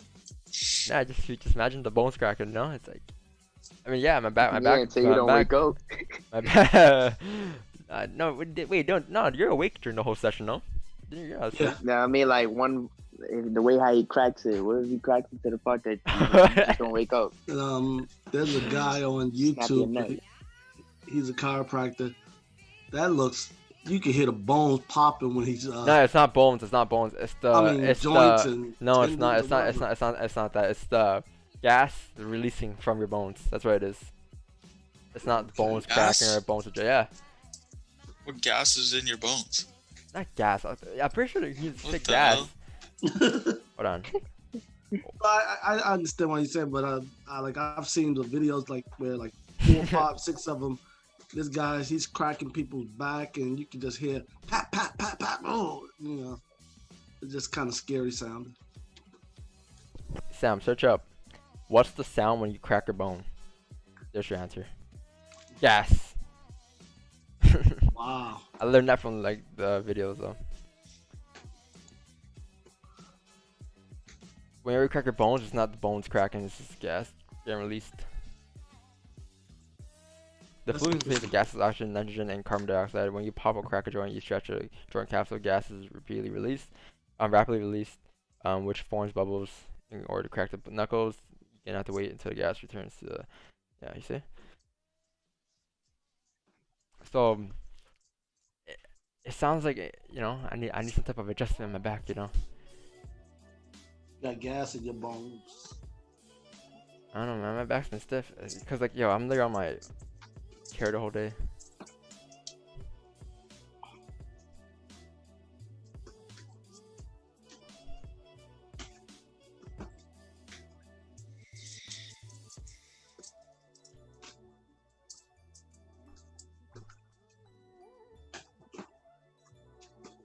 Hey, M Series 500, don't you have like a fitness page, M Series, or like some type of thing?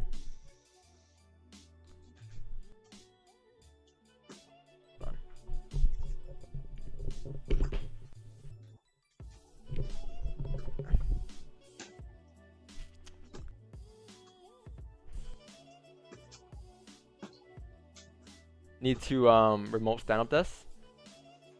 Yeah, I think you could, because the remote stand-up desk you can like stand up and you can sit down, right, at the same time.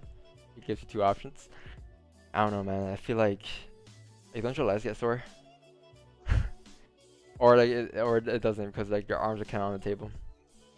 Oh, stand-up desk is good as hell.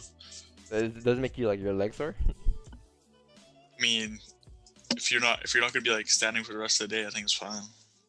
But like it's hella good for your back.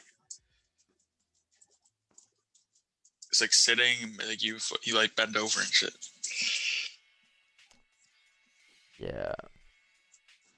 I mean, imagine gaming while standing up. Yeah. Nah, I think gaming. I don't think it works as well when you're gaming.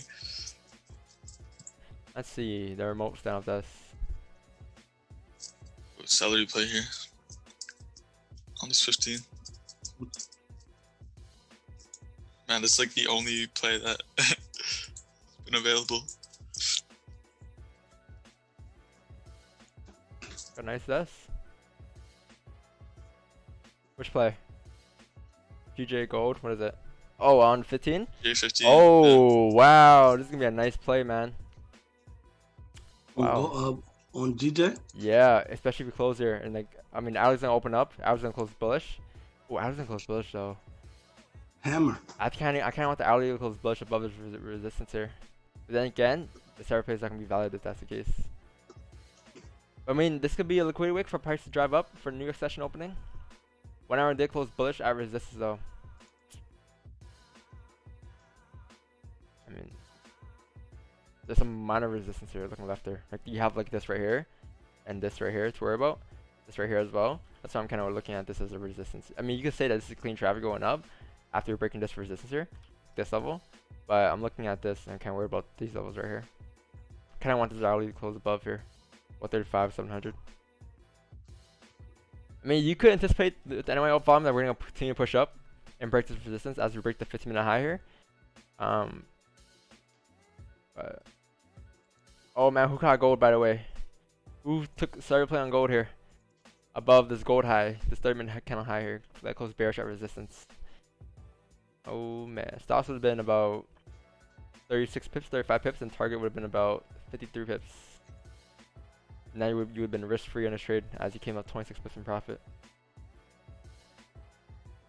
I do 1 hour standing in like an hour 25 20 minutes while trading. Yeah. Good ratio. But like then again, like if you work out, if you go to like the gym, you work out, I mean your back's gonna be a bit more stable than if you weren't to work out. So I guess, I mean that's another solution. Fix my back. For me to hit the gym. Yeah. So you go to the gym. You go to the gym every day now. I can't, bro. The gym's closed. Oh yeah, they closed. So such a cheese. Oh no, yeah, because you know, I thought you go to a different gym. Don the spreader. What? I said Bro, I was Don the about spreader. to look like The Rock, and then the gym closed. Like no cap. You about to look like the water. You about to look like the mineral. The rock. You about to look like the mineral, not the rock. The baby rock. The pebble. So this is what you're about to look like, Sam. The mineral. Bro, look up Asian bodybuilder. That was gonna be me. What? Asian bodybuilder? Sam, what's your ethnicity? I'm half Asian. Hey, yo, guys, is this organic? Is this organic? Looking like this. Not, bro. You think this is organic? Ah, Is that possible to look this organically? I mean, no. Yeah. Shit. Is it? Yeah.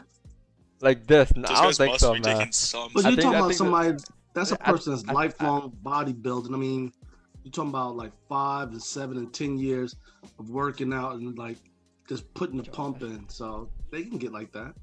And then he's a competition bodybuilder. So they cut carbs and they get about as lean as a person could possibly be. That's why it looks like that.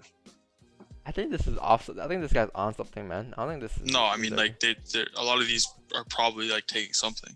I mean, Well, I they're taking say this is supplements, legit. Like these guys, like I mean, this is Like, yeah, this, those guys This and is stuff. not. This is crazy. I wouldn't want to look at that though. You know, that's just too nuts. No, like I don't understand why those guys like want to look like that though. Like I guess like if they're like bodybuilding, I guess if they're like doing competitions and stuff, like Yeah, it makes that's sense. different. But like, Someone- I, don't, someone's like, like, I feel like it these just guys. doesn't look good when you're like fat. These. I mean, the Rock is like a good ratio though. The Rock ain't bad. Yeah.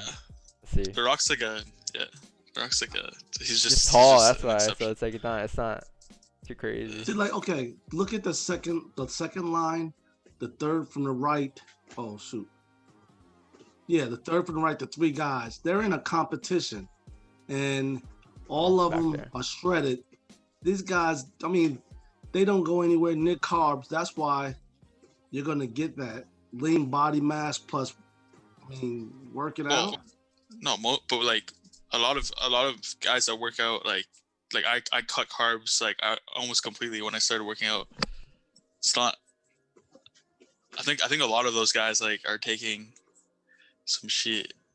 Taking a lot of shit, and you need the carbs to actually get bigger. Yeah, Carbs like to bulk. You gotta bulk up with the carbs, and you gotta shred, and they do weak shreds with the water. They manipulate their water weight. They're not healthy. I know plenty of guys in my gym that I go with. Like even my old trainer, like these guys were in the worst moods of their life all day, every day, because just they're the majority of professional testosterone levels bodybuilders. are up, but their chemical imbalances are retarded in their system. Yeah, They're always like, angry. They're always fucking. Just, I don't know. Always constipated. they like. I swear, like that stuff makes you like lose hair and like get like erectile dysfunction and stuff. Dude, I had a pharmacy about 10 years ago, and a lot of the guys used to come to my pharmacy, and like a lot of the old weightlifters, not old, is like 45, 50, and you know they're all in bad shape. Every single one of them, from heart disease to a shitload of Viagra to diabetes, like they're all in bad shape. Wait, and all the guys were taking stuff. Yeah, all the guys that were taking testosterone, all you know, like there's hormone therapy now where it's like where you could go to clinics and you get proper levels of testosterone, because as you age, obviously your production of testosterone goes down. Yeah. But so at like 25, 30 now you can go get like treatments. Once your testosterone levels start going down after 25, you can get treatments where you're perfect. But like these guys start taking retarded amounts. Yeah, they're probably taking like illegal they're amounts. taking Anavar, and they're taking all this other shit. It's basically killing their natural production. So once they ever come off it, but they can't ever come off it technically because their body won't function right. Yeah, so They if you basically come off, kill- don't you like fat or something? If in general your body won't function right because your body will stop producing testosterone as soon as you introduce it Oh yeah. artificially, and that's why people have to like wean off of it slowly, so your body could start producing it again. But over time, your body will just stop. And so bodybuilders have been doing it for like 10, 15 years. They can't produce testosterone naturally. You understand? Yeah. So they'll stop and they'll have a lot of issues as they get older. Plus your dick won't get out. Yeah. Like, bro, that shit just kind of looks a little grody to me. I feel like working out, man. If I were to work out, I'd just work out just to feel better. Like, Dude, I got dudes that are you just working feel 10 out times better. naturally. Don't take anything in my and are ripped as hell.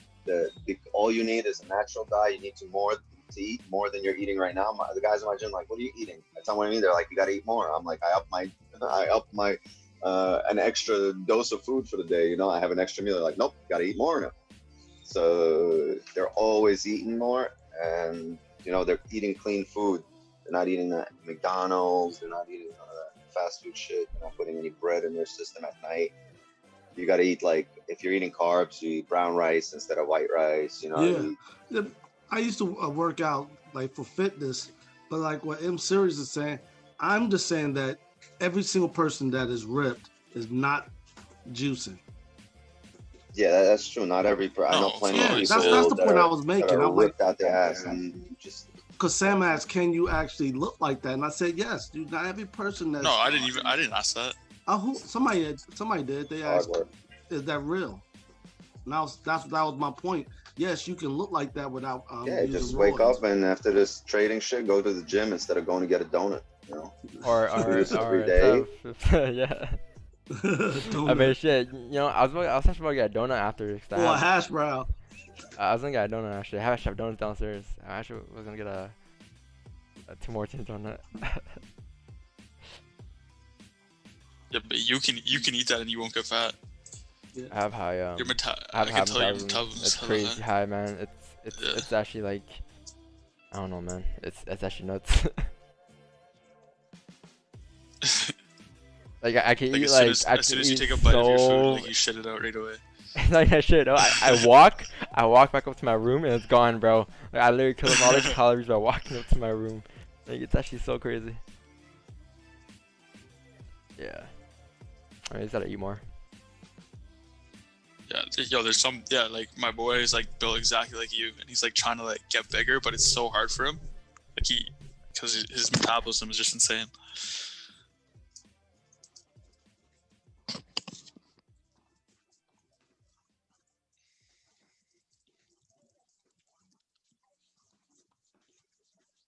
Yeah. How did we get into this talk again? It was about. Oh no, I started up. I was like talking about backs, and then I mentioned working out, and then now we're here. No. That's how it goes. It is how it goes. Okay, spider in the house, dudes. What up, man? Hey guys, any charts you got here, man? We had a good talk about our health today. Good talk about working out today. It's gonna be about $5 PayPal. All the education provided today on stream. Man, gold came up. If you guys caught gold, ooh, should be coming up towards target area right now. Should be coming up towards 1882 here. I mean, there's some amount of resistance here, you could say. I mean, you should put your stops to break even if you're going on a break of this high. Stops to break even, that'll run risk free. Would have closed half probably as well. That'll run clean.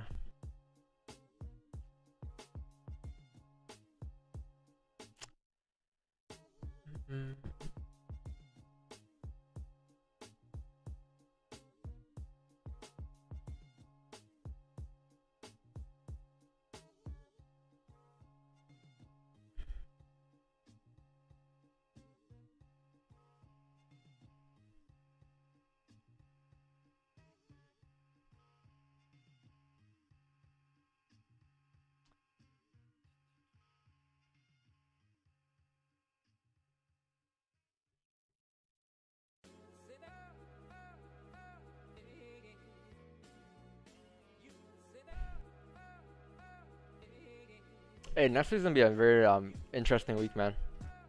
I want to see where everything does. Like, I know there's gonna be a lot of volume that's gonna kick in. I can't see what's gonna happen with US30 and gold. I want to see people's accounts trading that, man. It's gonna be crazy. People are gonna have On buy stops Wednesday? here, sell stops here. Yeah, right. The election, like, it's gonna be nuts. Like, I'm gonna do this. I'm gonna refresh my Instagram page, and it's gonna be a pop up. Probably have someone trading news. Oh man. Yeah, Thursday, right? I mean Wednesday. Tuesday the election. Samurai's gonna be a millionaire by tomorrow. Samurai By Wednesday. scalping. He's gonna be hyper scalping that. Yeah. A lot of people are gonna start to trade US30 and gold when they have no experience whatsoever, just because they want to trade news and election. Like, you know, I'm not gonna go to US30 or gold just because like there's gonna be a volume that day. I'm gonna still be trading GJ. I'm gonna use the NY volume that's gonna kick in to trade GJ to my advantage. Like something like gold isn't like you can't just like hop onto gold like. Pretty guy back test, man. Yeah. You really, yeah. Like it moves a lot different than GJ.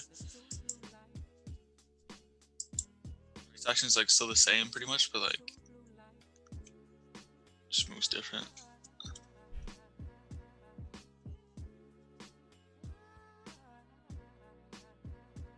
Now look at this GJ move here. Oh man. If GJ today breaks like 135, 950, that's gonna be crazy. I'm looking at it. It can probably tap like around that level, but I don't know if share's gonna break it. I mean, 4 hour has ways to go here. 4 hour has no traffic going up towards like 135, 800 here. I mean, this is gonna go up. I think Seri play on the next alley candle is gonna be nice, especially if this one closes bearish here like this with no top wick. NP next Friday, yeah, NP is next Friday as well. Let's see. Okay, so Tuesday, Monday, we got this.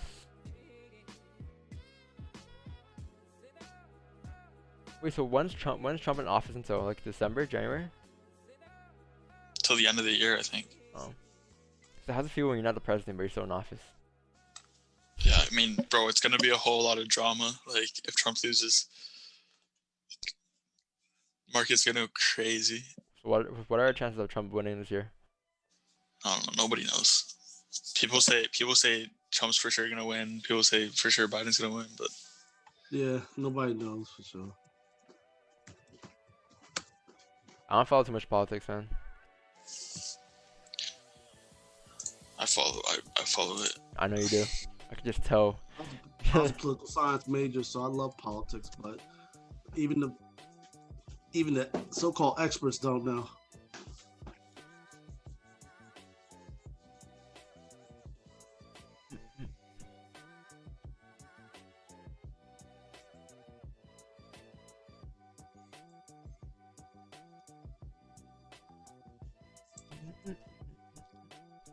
This weekend, man, I'm gonna change the music, man. This music's driving me insane. This right here in my sleep. Like, this is my dream music. When I dream, in my dreams, this is the music I hear, man.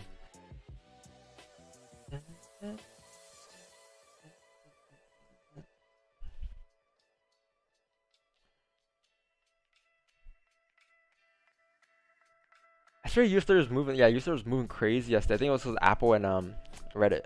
It was a notification I got. It was like Apple and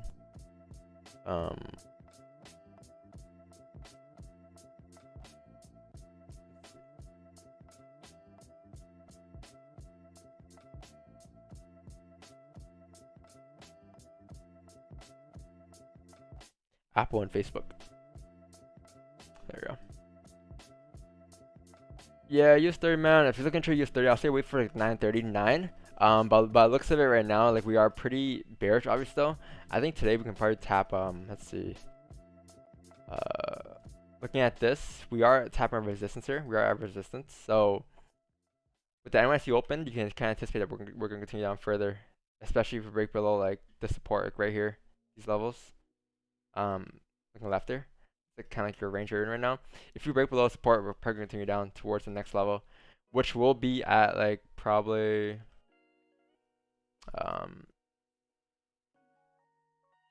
which will lead us to probably the lows again, to retest lows from London, right? Because this is London lows down here, so we can potentially tap this level here, down here.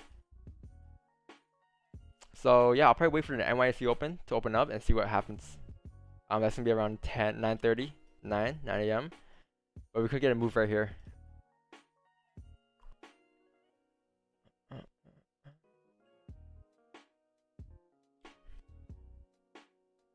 Alright, let's see.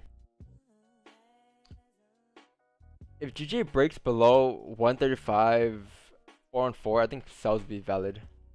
Because what we have here is kind of have like a resistance, right, that we just tapped. This now becomes your support right here. So this is like the range that we're in right now. But if price were to come down and break the support, we're gonna be headed to our next support, which is gonna be down here. Therefore, this is your new range down here that we're gonna be breaking into, right? So I think if this counter here closes below the support here, high chance we're gonna continue down towards like 135, 146 here. And then this will be a nice sell opportunities. I guess you can say to continue the daily trend, because daily is bearish, weekly is bearish, right?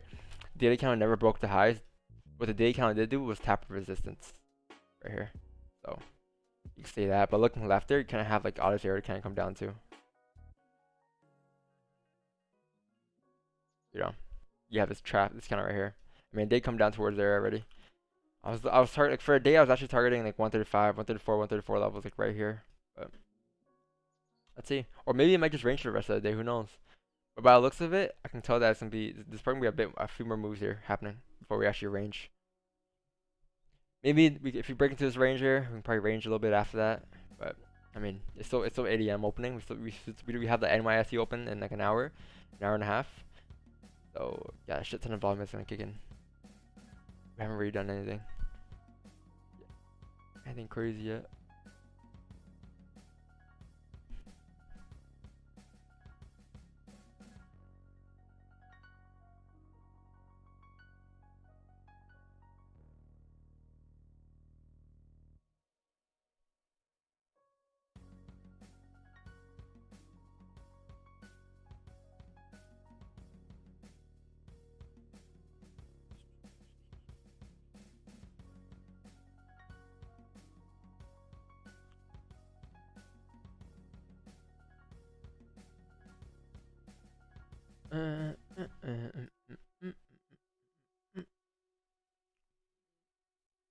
You know, guys, it's a Friday.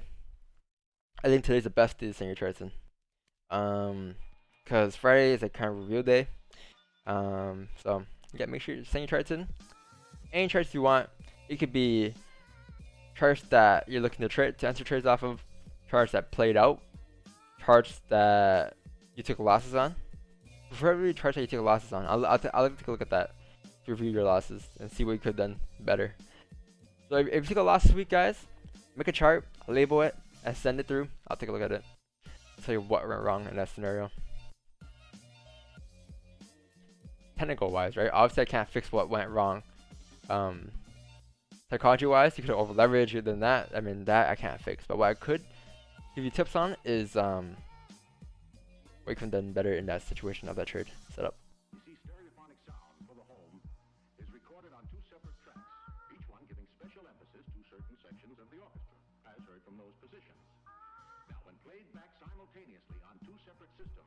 Every time this guy talks on the song, I feel like it's the market maker or something.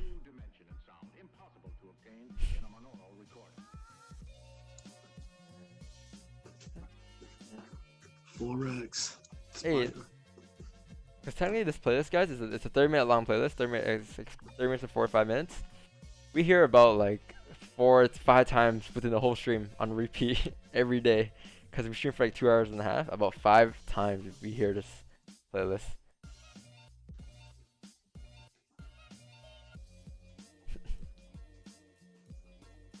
I am in. What are you in? What position are you in here? You're in sells? You're in buys? What are you in?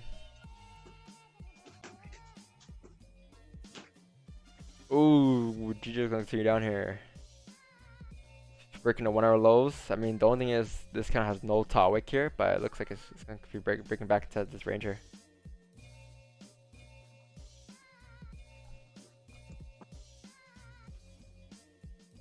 Is there any reason as to why people only concentrate on 1-2 pairs instead of all 37? Because if you focus on the other 37, you're gonna start to overtrade. Like you're not gonna really master any type of pair. Your head's gonna be all over the place, right? So, some people like to do that, some people don't. I mean, I don't, because I feel like if you were to focus on 37 pairs, you're gonna be overtrading, because you're gonna see opportunity here. You're gonna want to jump onto USD JPY. You see opportunity back on GJ. You're gonna be going back on GJ. You're gonna see opportunity on US30. You're gonna be jumping on US30. You know, it's gonna be a repeat. And you're gonna be overtrading for the rest of your session, because you're gonna see so many opportunities, man. But whereas if you focus on 1-2 pairs or one pair, whatever happens within that session during that pair, that's just your focus, right? You're looking for buys. You're looking for buys in that pair. Like you're not gonna be jumping on a different pair. Like even days when GJ is not volatile, the best thing I do is just sit back and watch. You know, I don't even trade it. But it helps me become disciplined. But whereas if I ever focus on a lot of pairs, let's say GJ wasn't volatile today, I'll hop on like GU or like UJ, right? I'll be trading that instead. But you know, it's you're never gonna really master a pair when you focus on other pairs. So I feel like it's best to just focus on 1-2 pairs. I mean, I've always focused on 3 pairs: GJ, US30, and gold. It's just that this year I dropped US30 and gold. Well, technically I just dropped US30, but I dropped gold because spreads. But I'm gonna pick it up in January. I mean, there's nothing wrong with trading 2-3 pairs, right? Or I mean, all 37. I mean, but like, it's just not. It's not for me, man. It's too much, man. When I first started though, I used to focus on 37 pairs. That's when I was a beginner, like 2 years ago. But then as time went by, as I started to get more experience, I started to just focus on 1 pair. And that's what helped me be more consistent. Because when you focus on 37 pairs, man, another thing is that like it's not gonna be all in one session. Like that's all 3 sessions: Asian, London, New York. Whereas GJ, you only have 2 well, technically you have 3 sessions, right? But I only trade one of them. I only trade the New York session. And when I trade the New York session, I only gotta focus on the pound, not the yen, because yen is closed right now. So I use New York volume as my volume for price to drive up or down during the session. Another thing is as well is just try to focus on 1 session. Like focus on one session. Like, you can trade other sessions some days depending if how your analysis is, but like majority of times you kind of just want to show up every day to the same session every day. Like show up at the same time every day. And that's what we do.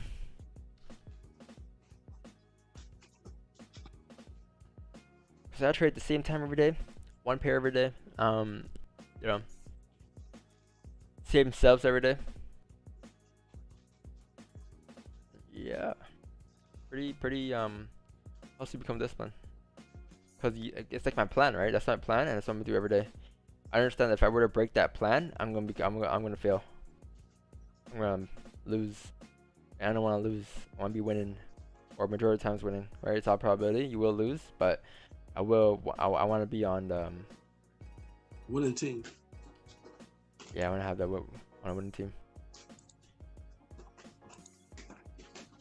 Because whenever you make a plan, man, that plan is for you to win. It's not for you to lose. Like, you're not gonna make a plan for you to fail. You're making a plan for you to win, right? So if you were to break the plan, why'd you want to break your rules? You understand that you made a plan just to win. So if you were to break that, you're gonna fail, right? But if you follow your plan every day consistently, you're gonna become more successful. Or you're gonna be successful, rather than a failure.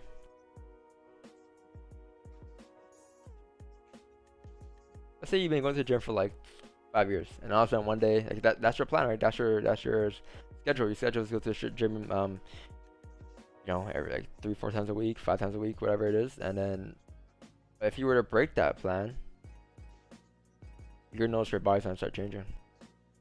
Same thing for trading. If I were to trade enter like 5-6 positions per day, trades per day, you're gonna see my results are gonna be different. Because I'm going to be overtrading. And you're going to see a lot more losses than wins in that case. Same thing goes for working out, right? I mean, same thing goes for everything. If you don't follow your plan, you're just not going to end up right. funny you say that. Yeah, you spend too much time in the gym, you'll start losing body mass. So you do? Yeah, that's true. I mean, same thing as over trading. You spend too much time on a chart, you're gonna start to lose your account. Yep. That is true. Well, yeah, what if you go to the gym like 7 times a week? Do people do that like every day? Sometimes. I go 6 times a week. How about like twice a day? I know people I that used want. to do 2-a-days, yo. When I started working out, I Like, was that's like, hell yeah, I'm just gonna do OD, 2-a-days. get rid of Hey, my so you're shit. back? Yeah, I'm back. You know. Some guys are addicts. So when you first started going Recent- to the gym, were you like unmotivated at first, or were you always motivated? Like how long did it take you to become like to really like say like, oh, you know, this is what I want to do How every long day. did it take you to become profitable? All right, bro. No, like I'm asking a 45 question like, days. cause like your mindset sure, yeah. at first is gonna be. Nah, cause at first you're gonna be like, I mean, I don't know, like.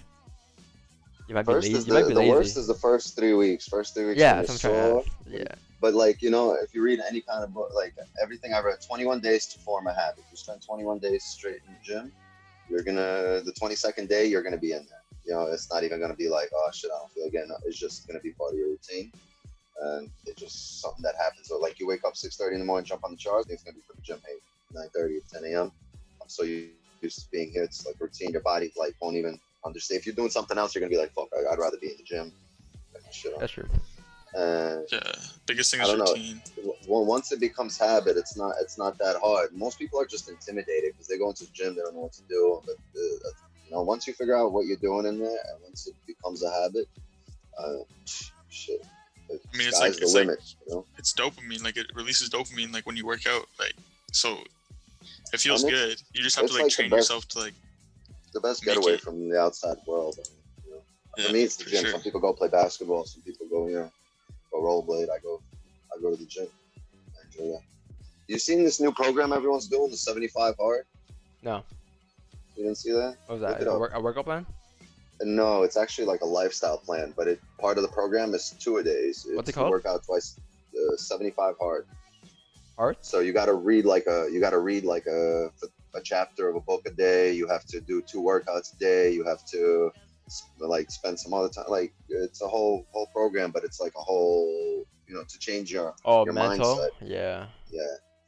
And I know people are like, you can't drink for 75 days. You can't, you got to. You can't drink You for gotta get 75 fucking- days? Yeah, you can't drink. What? You Like can't nothing, smoke. no liquid at all. Oh no, drink. No, Oh. liquor. Oh, I was trying to say like, Like, what? once you do it, you got to start over. Look it up, Google it. 75 hard. Yeah, I'm looking at it right now. This is not a mental toughness program. Yeah. Tactical guide to winning the war with. It's all free, right? Challenge. It's just it just tells you what to do. You can do it or you don't have to do it. I know plenty of people in my gym that are just doing it. It's just it's all about yourself. There's no special workout you have to do. It's just you have to work out. You want to bike for 30 minutes? Go bike for 30 minutes. You want to do cardio? Do cardio. Like, it's just. But don't go to anybody's like paid 75 hard. Just you could Google the schedule, what you need to do. Yeah. I'm watching. It's basically the rules. Follow a diet twice a day for 45 minutes. Drink 4 liters of water per day. Read 10 pages of nonfiction a day. Take a 5-minute cold shower. Take progressive photos every day.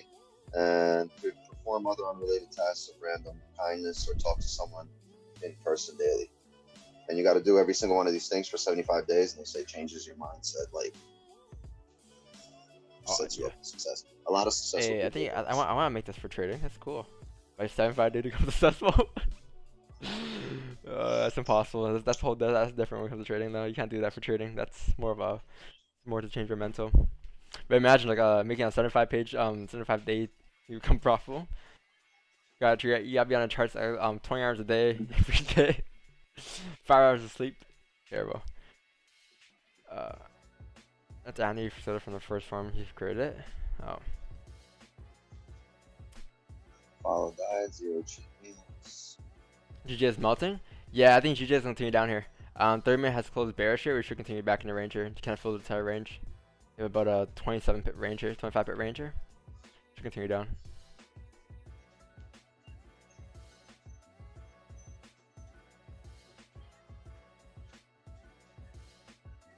that's cool. I think I'm gonna save this in my thing. It's like you have to work out every day. Yeah, but like you said what you want to do. Like you want to. Like like the gym or like just any I type go any type of like fitness at all, like running and I stuff. don't know. One of my boys at the gym, what he does, he comes out in the morning and he literally does a 45-minute bike ride. Comes back, he reads about 10 pages of some whatever, like mind book or like some millionaire book or how to succeed, something nonfiction, something like a biography of a real successful person or something. And in the evenings he goes to do boxing for 45 minutes, just shadow box or box with the sandbag. But some people will go and do weights for 45 minutes. You can go bike, go rollerblade for 45 minutes. Everybody does their own different things. But biking and boxing is what my boy does. He's lost 27 pounds in the last 50 days. He's like on day 55. Damn. Yeah. So. Plus mentally he's become a lot stronger. He's more assertive when I talk to him. Like it's very cool to see. Oh wait, how long has he been doing it for? He's on right now he's probably on day like 58 or something, 56. Oh, it's almost done. So after 75 days, you're probably still gonna continue the routine because it's a routine already. It's probably staying. He said he's having the biggest cheat meal at day 76. He said he's flying out to I don't know, to Peter Luger's in New York. Oh, so you can't eat junk? No, you can't. There's a diet. Like you can't eat junk food. Hold on, wait. Bring cash. No cheat meals. Like you can have regular meals. I can't find the rules on this page. You can probably Google images and there's plaques. Oh, okay. Oh, okay. I thought you said it was okay. Oh yeah, there you go.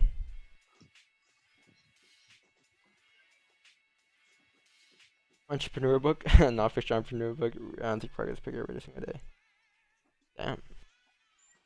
It's self-transformation, but nobody's no one's gonna keep you accountable. It's for you to keep yourself accountable. Yeah, same thing for trading. If you're good at doing that, then if you're good at keeping yourself accountable, then you should go for 75 days. And if you mess up on day 30, start over. Yeah, same thing for trading. Like you can't really, or trading over leveraging. You can't. No one's gonna really tell you to stop. You just gotta do it yourself, man. Same thing. You guys also but these programs are good. They benefit you in the long run. They're not just gonna set you 75 days. Like this is something that becomes a lifestyle. It's not I have a good idea. You know how people always they teach you ways for you to become profitable in trading, but they're never really taught you ways to become disciplined. Like things you do become disciplined every day. Like you know what I mean? Like this, like you said, like same thing as this, like a 75-day thing, but just. I mean, actually, it's a bit different. Never mind. Do you guys also do forex stuff in the weekends or you take a break? I used to, man. It's not worth it anymore, man. Trust me. Weekends, you kind of want to take it off. I mean, you could spend an hour in a weekend, an hour max though on a weekend, max looking at charts, max. But I'll say every day during a weekday, about 2-3 hours every day. So I mean, for example, right now I'm trading from 6:30 till 9. That's my time, 6:30 to 9:30. After that, I'm done.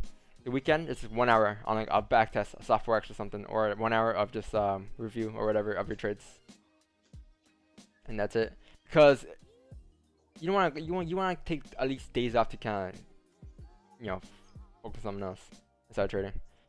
Like you don't want to be focused on trading over the weekend and then come back Monday and your brain's gonna be exhausted from Saturday Sunday of thinking about forex all weekend or trading. I just want to take it easy. So that's why whenever people say, "Oh yeah, how's Bitcoin doing this weekend?" It's like, man, are you ever gonna take a break on trading? Are you gonna be trading every day, 7 times a week? That's not the point of trading. The point of trading is for you to have more time for things, to spend time on other things. That's the whole point of trading. To save time, right?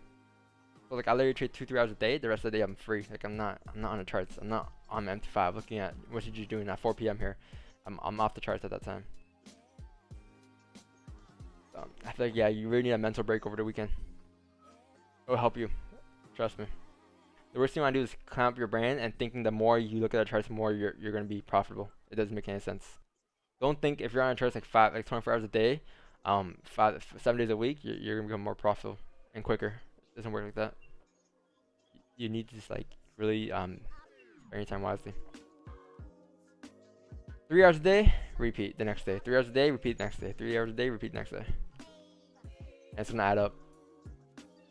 Same thing as doing a test. You don't want to clam your brain for an all-nighter study, right? Where you can every day spend like 2-3 hours a day studying whatever, or 4 or 5 minutes a day, and for a test, probably do well on it. Whereas if you do everything last minute or you climb everything within one session, your brain's not gonna have that much information all at once. So yeah, your brain definitely needs a break, especially when it comes to Forex and actual real money, man. Like, you definitely need a break.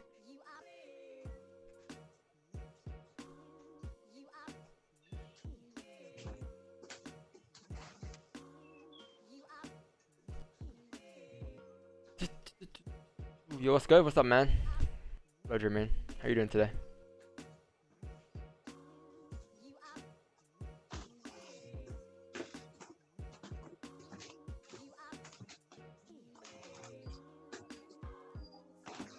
Come on. What's going on, Summer? I told you what happens. Someone sent a chart here. Someone sent a chart 0 2 this week. Someone sent a chart. Okay. Entered on a break of this low. Moved my stops 70 pips profit. Came back to break even. I mean, you secure profits, right? I mean, it came down to 70 pips. I'm guessing you secure profits at least, especially after you close bullish somewhere. I would have at least secure profits in this trade. If you hit break even on this trade, and I mean, I would have just probably closed at 10 pips for probably, or especially after prices made the support here. Especially after if you've seen price creating support and closing bullish, that's a good indication that you need to probably close partials, because price may be headed up to your entry again. Enter on the break of the low, stop of 8 pips. Oh yeah, you enter a sell here, yeah. Same issue from earlier. They entered a sell here as well on a break of the low. But what happened was 30-minute candle was, 1 hour was still bullish here. So it was a risky play to enter. 1 hour was still kind of bullish here. There's no indication of sells in that higher time frame. Because 15 was bearish, but the 1 hour was still bullish, you know. This is this 1 15-minute candle here.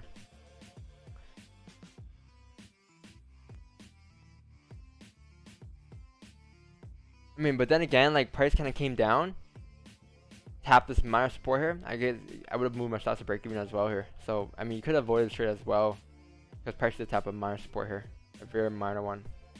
Use those levels to your advantage, and look to maybe close partials or move stops to break even at those levels. I mean, the trade deal was there; it made sense. Just that I think you could have managed it a bit better.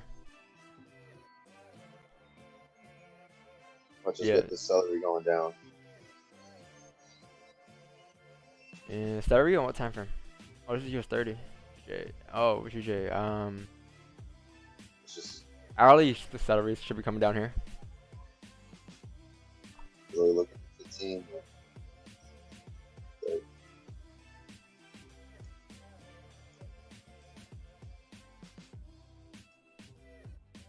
So like, so what do people do now that like there's no gym open? Where is there no gym? They work at home. I mean, Toronto, there's no gym. I mean, Bro, in Toronto, there's no gym. Like, you can't go to the gym.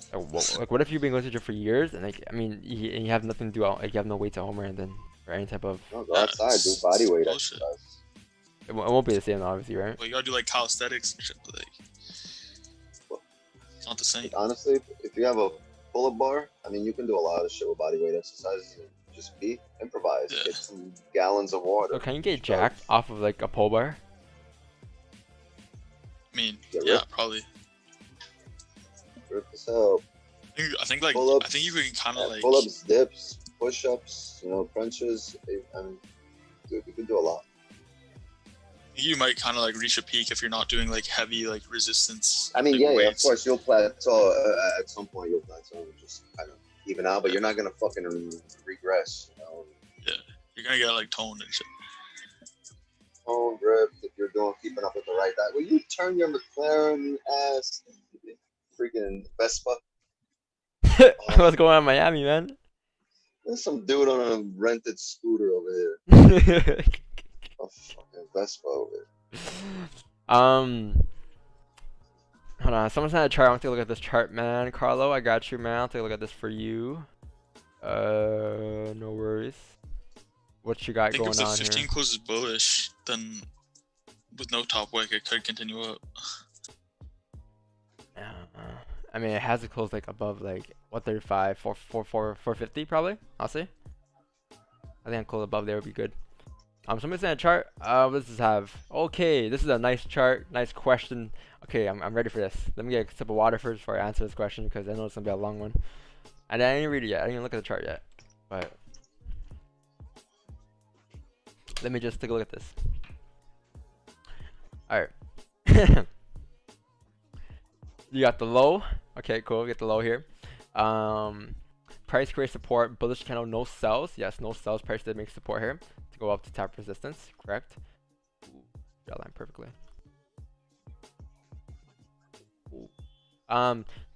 3, price rejected previous support. Now resistance. Yes. Okay. Rejected resistance. This is kind of your range here. Cool. Yep. 4 resistance. Yep. 4 entry on bearish close of a 30-minute to test the previous low and continuation. You can enter sell here to test the lows. Yes, it makes sense.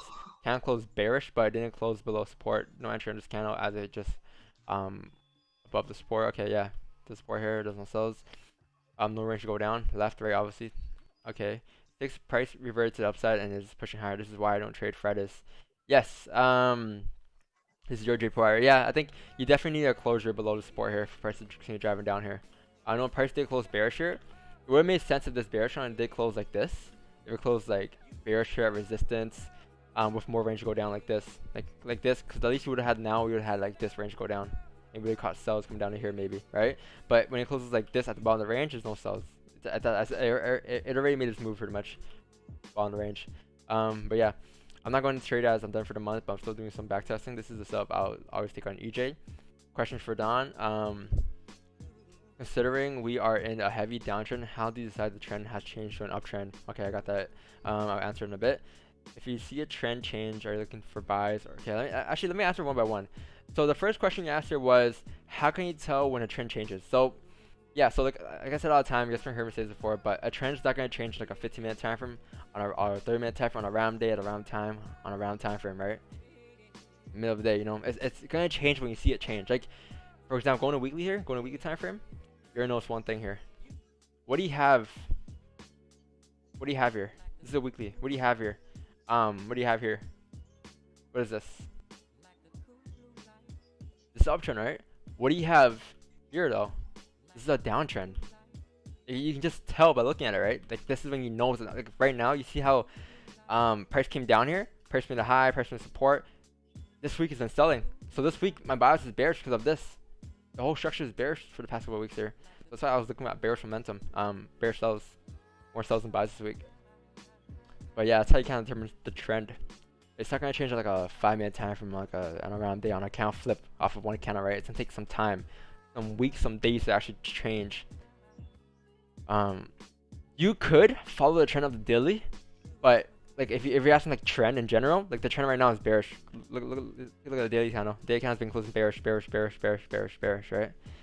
And all bearish. And even when a day closed bearish, we still were able to catch sells down here.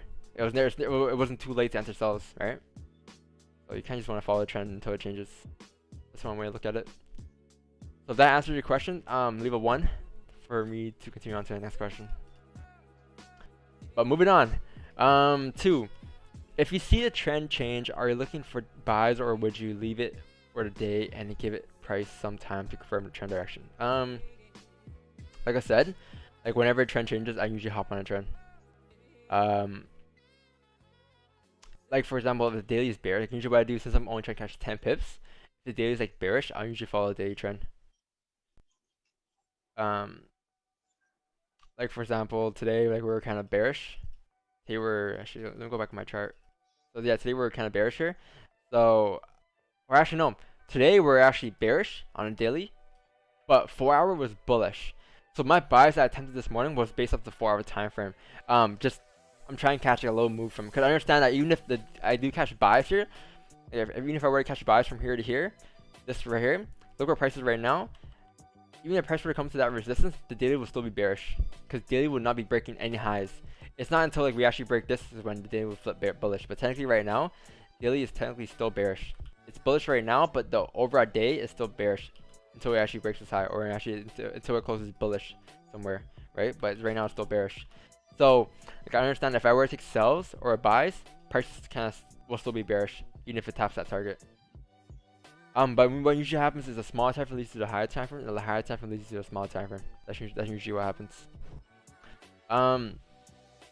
Alright, so I'm asking as EJ and TJ had a strong bearish move all week, and at some point the price needs to reverse and preparing for next week. Yep, the price will need to reverse, but your job is not to do that. Your job is not to call the next reversal. Your job is to kind of just follow the trend and come in second place. And as long as you try to focus on coming in second place all the time, every day in the markets, that's all that matters. If you're trying to come in first place and trying to be a hero, what's going to happen is you're going to be trying to call the next reversal, and that usually never works out. Or majority of the times it never works out. It's all probability, right? Why would you want to call the next reversal, predict the next bearish bullish candle, when you can literally follow the trend? And especially this week on GJ, if you've been trying to catch a reversal all week, it would have took you the past 4 days to call a reversal until today when we actually started to reverse there. So it's not really worth it to kind of call next top and bottom. If that answers the questions, there you go. That's some good questions right there, man. That's a very good question. I love these questions. One, it gives you guys gives you guys a better understanding of what the question is, and two, it's just more content for the stream. So whenever you guys like send charts, I mean, it would be cool if you guys ask these questions. I mean, you don't have to, but it'll be like questions for Don like this. Like, that'd be cool. I'll answer those questions. Oh, look at gold, bro. It's just flying.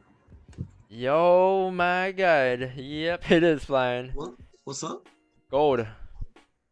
Hey guys, at 6:30 a.m. Eastern, I said at 8 p.m. wait for gold to go up. 8 a.m. I said anyone open, wait for gold to push up above this resistance. It matched perfectly with the start replay, and it's continuing up here. Gold has a potential like big ass move. Yeah. You think it get back up to 912, 920? I think it can right here. It can go to probably, let's see. Yeah, I did say if you break this resistance here, probably up to like 1890. I'll say this resistance right here is a little issue you have here, but I think this is a good area.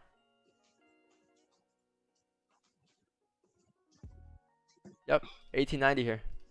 Should be good. Look left on gold, guys. Man, just look left there. That's all you gotta do. Look left. Where do you see traffic at? Right there. That's where you're done. That's the next level of traffic. Look left. You're gonna see by looking left, you're gonna see this area right here. Traffic, right? So that's where one can get out. But this is just a mirror of this candle that we have right now. We're gonna continue up to fill the range here for the wick, or for the range actually, not even the wick. Man, gold is just bullish, man. If you're trying to sell gold today, it was not the day.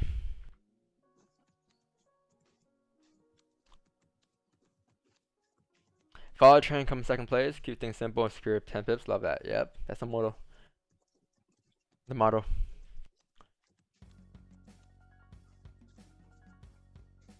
This man said moto. I'm dead. Why you guys on me, Sam? Why you guys on me, ass, bro? You just butcher pronunciations like a lot. I just noticed that. Alright, man. You know, there's different ways to view the market. There's different ways to view words.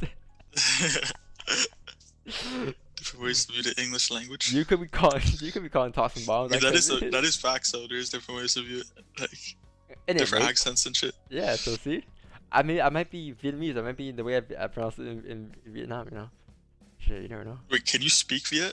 Yeah. Oh, I learned to just nice. as growing up. My friends spoke it to me. I could speak it. I could understand it. I just can't read it. I can't write it. I can't do any of that stuff. No, I can't. I just know how to speak it. Where's Jimmy? Oh, wait, Jimmy's not here. Sick. He's in this boy in Florida. Yeah. Yeah. I'm like, where's Jimmy at? He's in Florida. Let me text him. Have a safe drive. You gonna text him? You gonna look at the text as he's driving? Yeah, he might not be driving right now. Who knows? How ironic? Yeah, he's driving and you texting and he's looking at the text and you tell him safe driving. So I'm based in Canada. I am planted in Canada. Yeah, I was grown here from a seed in Toronto. Oh man, I think Sam, do you have Visor and GJ? I think Visor are nice, man. You're coming back in your range here. About a 19-pip range going up. No more trades for you today, Don? Nope. No more trades, but this is a nice buy, man. This is a very nice buy because I did mention how like this 15-minute counter here created like a support, made a resistance. We broke out a range here, and this is a fake out for us driving down to go up. We're gonna continue up here. We're gonna continue up here. And Yeah, that's a nice buy on the 15-minute candle. Yep. Hopefully the hourly closes weak bullish, and then we can have a salary play again. I mean, weak bearish. Don, real quick, I'm sorry. Explain to me why you say this is a really good play coming forward right there. this is a fake out. Because look at my screen. You looking? So look at my screen here. Yeah. All right, you have like a resistance form here. Because prices move, price is bullish, right? This is bullish, obviously. So price then made a resistance here. Price is now making a support. Price made a support. So this is like your little range. Like this box I'm highlighting right now, this is your range. So if this is your range, hold on.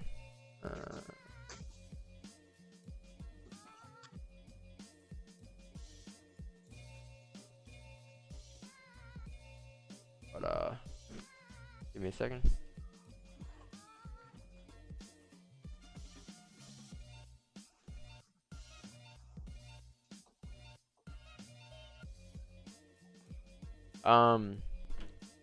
Yeah, so if this is your range that we have here on GJ, look what happened when price closed out of the range. When price broke out of the range here, people were looking at sells, right? Because price broke below support. But as price kind of made support here, and because now this support now becomes resistance. But if price were to come up break resistance, where's it gonna go?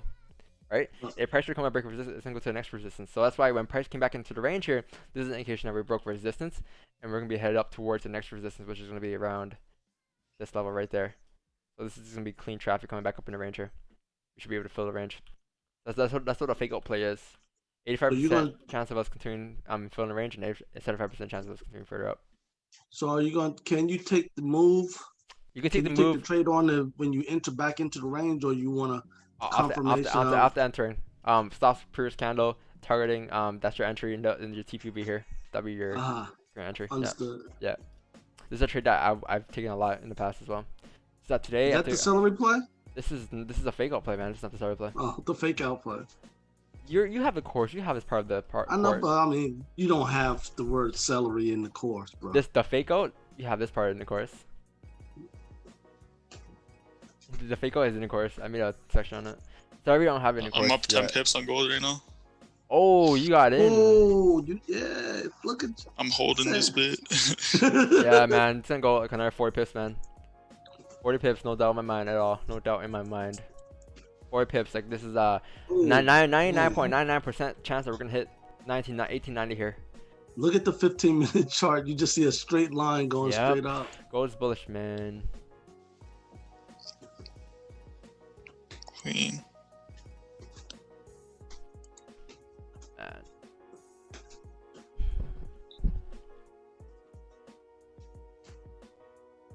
Don, you see my chat statement? Where? Oh. In the Zoom chat. Yeah. Yeah. Ooh. Good job, Sam. Thank you.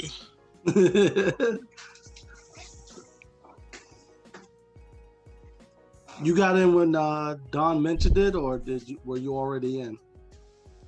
No, I was already, or no, I got in on a 1 minute support actually. Oh, okay.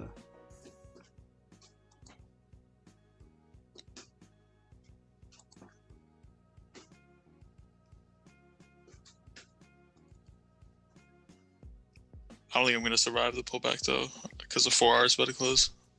Oh yeah, 4 hours on close here. I mean, It should continue going up here. 4 hour is gonna close bullish. I mean, yeah, 4 hours are probably gonna wick down here like this probably, and then continue up further. No, usually with gold, I notice it like if it Doesn't- in the direction it closes, if it has a wick, it'll shoot straight up, Really? and then it'll. You remember like if it has like a fat wick, like The it'll volume? always fill Yeah. the wick right away, and then Yeah. and then it'll either like come down or it'll continue. Oh wow, it's still going. Oh my goodness. Oh, 1890. 1890, guys. Yeah, 1890. but it's gonna hit Wow. 1900 today, I believe. Woo, 1890, guys. Should I Close just right here. hold it? Close right here, man. Close right here. I mean, you're 5 minutes away from TP. You might as well close the whole position, man. There's no You point. ain't close it, though. Close it. Man, Loopy, you got in, Loopy? I know you got in buys. I ain't getting. Oh, man. GJ, Come on, Anthony. GJ going up as well. Oh, I'm man. gonna leave Look it at it. 0.05 running. GJ going up as well. Man.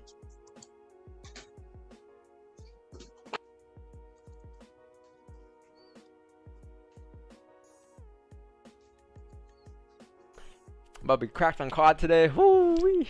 No, you know vibes, Loopy. I want to see a 20 piece. Whoever caught gold said I. Whoever caught GJ said I. Bro, I was just looking at gold like the past 2 days or 3 days, whatever, when it was hella volatile, Yeah. and I was just like looking at like this like 1 minute play, and I just never executed on it. 1 minute play. Wow, that's crazy. And you said you left a small runner. Cause yo, when it trends, like if you get like a support or resistance in the direction of like where it's trending on a smaller time frame, like Yeah. it's We're gonna keep going. pretty good entries. Good gracious. Hey, price starts to reject a little bit. You know why I said close right there? Because the last minute or two is probably gonna make some type of wick, right? It's probably gonna come down. So you kind of just want to maximize that candle out. Close right there. That's why Up you to told me to get out. 0.40, I closed 0.35 at like 40 pips or Wait, how whatever. many pips you catcher? Like 40. Oh shit, Or- nice. 40. 35, 30, nice. Yeah, gold is pretty clean, man. Look at EJ Dam. That's me, bro. Oh, I think we have That was good. some EJ news, right? Someone said EJ is moving as well. Let's take a look.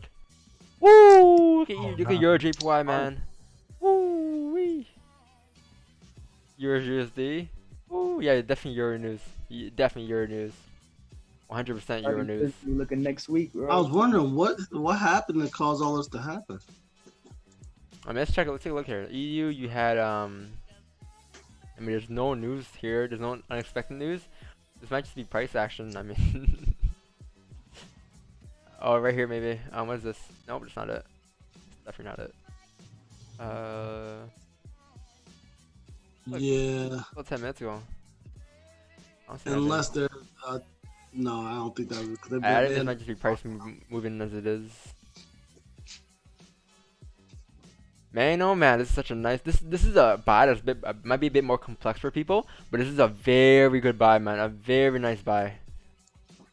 Like this, I buy it. I'll take 10 times if I've seen it. Like on this, my initial entry would have been this if I didn't take the first trade. Entry there, stop loss there, and targeting up here. Currently 10% profit. Probably look to move my stop break even and let it run risk free. Just a clean buy, man. This is probably a play that plays up more than the server play, to be honest. It's gonna be a bit harder to recognize though, but it's when you can get the points down, it's gonna be good. Yep, gold was bullish. Gold was bullish.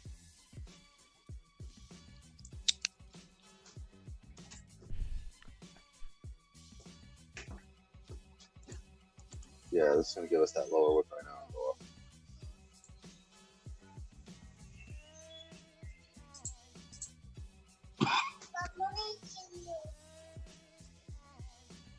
I mean, I took 2 trades today technically. I mean, Asian session 10 pips, pre-London 10 pips. I mean, I'll call it a day, about $1,000 a day. 5.0 lots, 6.0 lots, 1.1. Not bad. If you guys haven't followed the Instagram page, go follow. Make sure you go follow the Instagram page. We post our trades right here for October. So look, if you look at my October, guys, this is my October. It went like this. Oh man, there's like about 20 different slides there. About 100 slides there. You can see that my week, guys. Man, look at my week. The first. Oh, I messed up. Oh, no, I didn't. I sold it to hold it. Oh. Like this is 3 weeks ago. This is the first trade. The first day I was negative. Last couple months here easy, and back in to tradesmen obviously have a live account. You have the next day negative. This one the account went negative. I mean, not the account went negative. Yeah, so tradesmen. I was down for the month. I was down like 300 I think, or some 200 100 for the month. Yeah, so come in for the rest of the year actually, and then Actually, no, I was up. obviously So and then obviously you can tell that obviously trade one thing every day, you know, just focusing on 10 pips every day, 10 pips, have runners and some. One session, well, maybe 2 sessions, but one pair, right? Every day, showing up every day at the same time every day. You're gonna get results like this, man. And I don't want you guys to look at the profits here at all. That's not why I'm showing you guys this on my Instagram. I'm showing you guys this because I want you guys to understand that you could become a very profitable trader as long as you stick to management. Just gotta stick to your rules, man. Stick to just stick to your routine. Do the same thing every single day. And never change your strategy just because someone else made more than you off of a different strategy or whatever it is. Just stick to one strategy, man. And it's gonna work. It works, man. It works. Not over trading. It really works. Something I cannot lie about.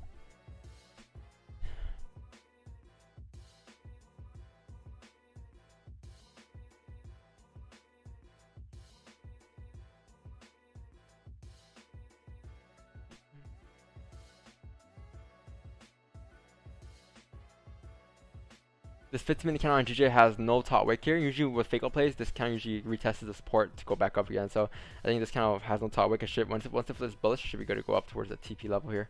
In this case,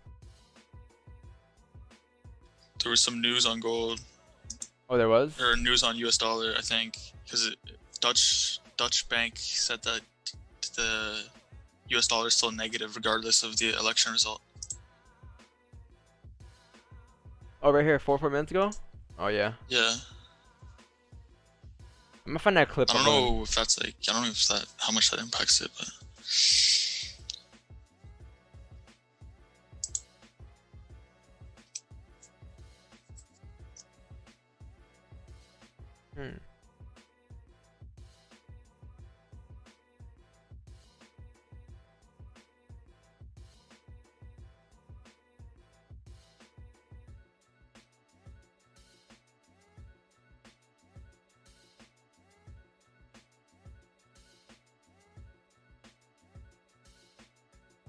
When did I talk about gold? Do you guys know, chat?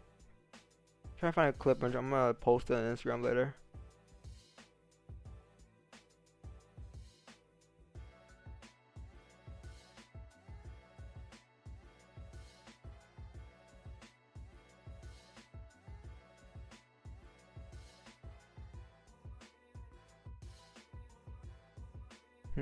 Imagine if it corrects this whole move. The whole like 4-hour candle. Gold? I doubt it. Yeah.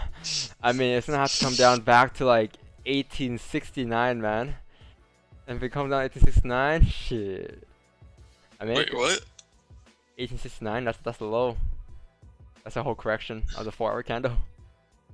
Oh no! I meant from yesterday. Oh, if it corrects that whole to move. go up. Oh yeah. Yeah. That could happen. That could happen. Yeah, that could happen. Yeah.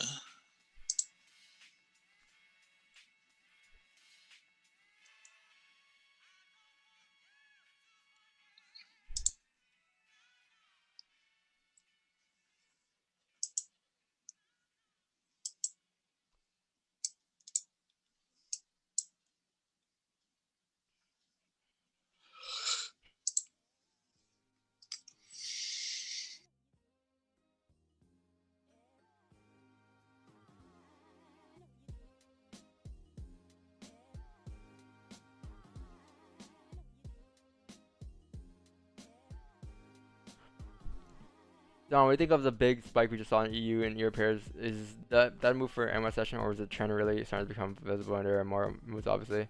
I think, man, I think you have more moves. I mean, your GPY, I think buys. Yeah, I mean, there's definitely more moves, right? But you definitely gotta wait for itself to form. In this case, look at EJ. Where's your resistance at? You have a resistance right here, at this resistance right here. So what do you think is gonna happen here? Price gotta find support at some point. So where's the most logical level price could create support at? In this case, it could be right here, right? This support right there. So if that's your support after we tap resistance here, this is like your range. Price then needs to break this resistance to go up further up, right? But first, before it does that, it needs to create a range. So what I'm looking at is maybe this. We can potentially pop back down, right? Close bear somewhere, come back down to make support. It could be here, it could be up here, who knows? But this scenario right here that I'm drawing on my screen could happen anywhere. But we come down, make support, and then after we make support, we come back up. We find support, come back up bullish again, and then you can look for more moves going up. But entering right now is going to be very risky just because your stop's going to be much bigger. Like this thing that I'm drawing on my screen here could happen anywhere. It can happen above here after we come out to make for support here. Because like technically your next resistance level is going to be right here, right? At this level. So if this is your resistance level, high chance this could happen. We can come up, obviously come up bullish here. And then eventually start to close bearish, make support here to go back up later on to continue up further to this resistance. Like, but there's definitely more moves obviously, but you just gotta wait for itself to form. But if you look for buys earlier, I mean, you would have gone buys, like, I guess, as we broke that resistance here, because we had a resistance right here on EJ. Price broke it perfectly and gave us a perfect entry. Look left on EJ. Price bounced off support here, right? Price didn't tap the resistance. Stops would have been about, I mean, this would have been the trade. Buys above there, stops current candle, previous candle. About a 5 pip stop loss for about a 14 pip target. That would have been my target right there. Anything after this, I wouldn't have really cared about, to be honest. But yeah, 15 pip target right there for me. I was trading EJ.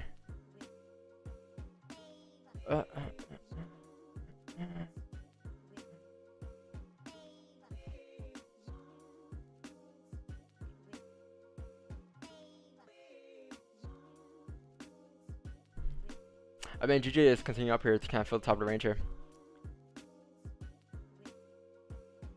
I think if once GJ breaks this high, man, oh man, it's gonna be a nice starter play.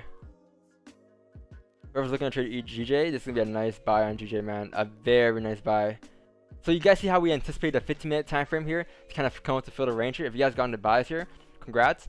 But what happened later was the 1 hour is now gonna break the highs as well on a starter play, so you have like a double confirmation. So I think once we break this high here, it should be good to go up towards like 135, 950. In this case, stops gonna be about like 20 pips, but I'm done for a day. I'm done for the week actually. I'm not really looking for any trades, but there are a lot of opportunities today. Definitely a lot.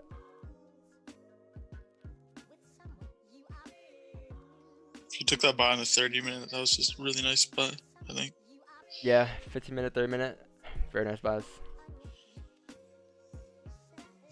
Congrats for caught buys on GJ. If you guys did take buys on GJ, congrats. You should be heading up towards 135, 950 here, man. 135, 950 here.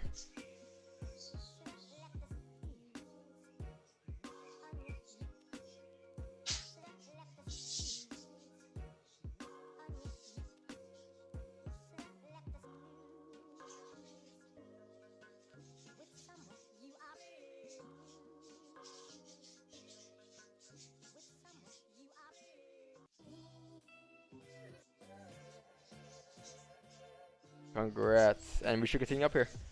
This is a very nice entry for GJ.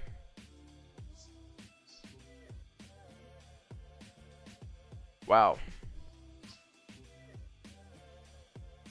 Sure, we can have a close above too. No, I think in this case, man, this is a starter play. Therefore, I think buy stops here would have been good, man. Buy stops here.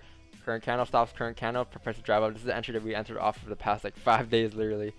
Every day of the week this week, this stuff has formed like at least 3 to 5 times, man. And look left. This is clear traffic coming up towards this resistance here. This clear traffic here. Coming back up in the range here. But yeah, guys. That's today. Might call it a day though. I'm pretty.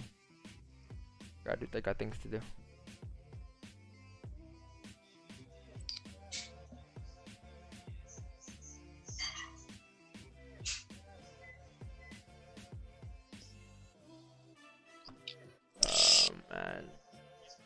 man. I'm gonna just hold this 100 pip runner and you go with my day. Wait, so what's the target?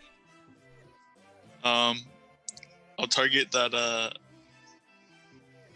4 hour resistance. Shit. I'll do 1897. Yeah. You enter a trade? Nah, man, I'm done for a day. I took 2 trades today, both 10 pips, and gonna call it a day. 1 break even, and that's it. My day. We're gonna hop off, guys. Though, we got things to do. But aside from that, guys, hope you guys had a great, amazing day today. Don't overtrade, guys. I'll catch you guys tomorrow. I mean, not tomorrow morning. Monday morning at 6 a.m. Eastern. And peace and love, guys. Subscribe if you haven't. Like the stream. Let's get to 50 likes, and that's it, guys. Peace. Easy. Easy.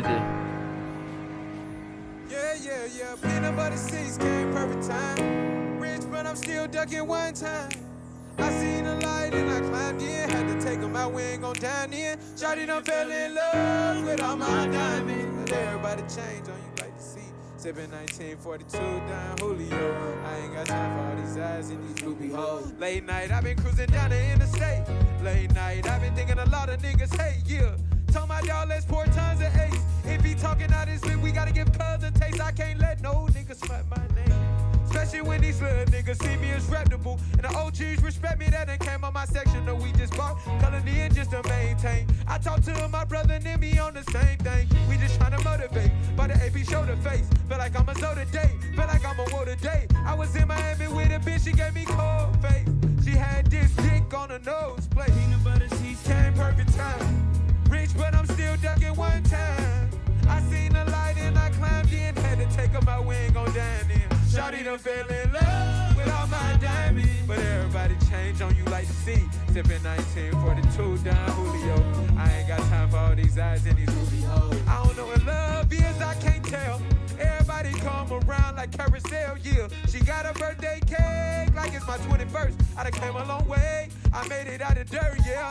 See my niggas in the hearse having nightmares in church.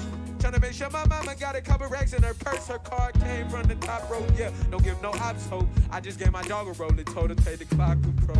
But the seats came perfect time. Hey, rich, but I'm still ducking one time. Yeah, I seen the light and I climbed in. Had to take 'em out, we ain't gon' dine in. Shawty done fell in love with all my diamonds. But everybody changed on you like to see. Sippin' 1942 down Julio. I ain't got time for all these eyes and these goofy hoes.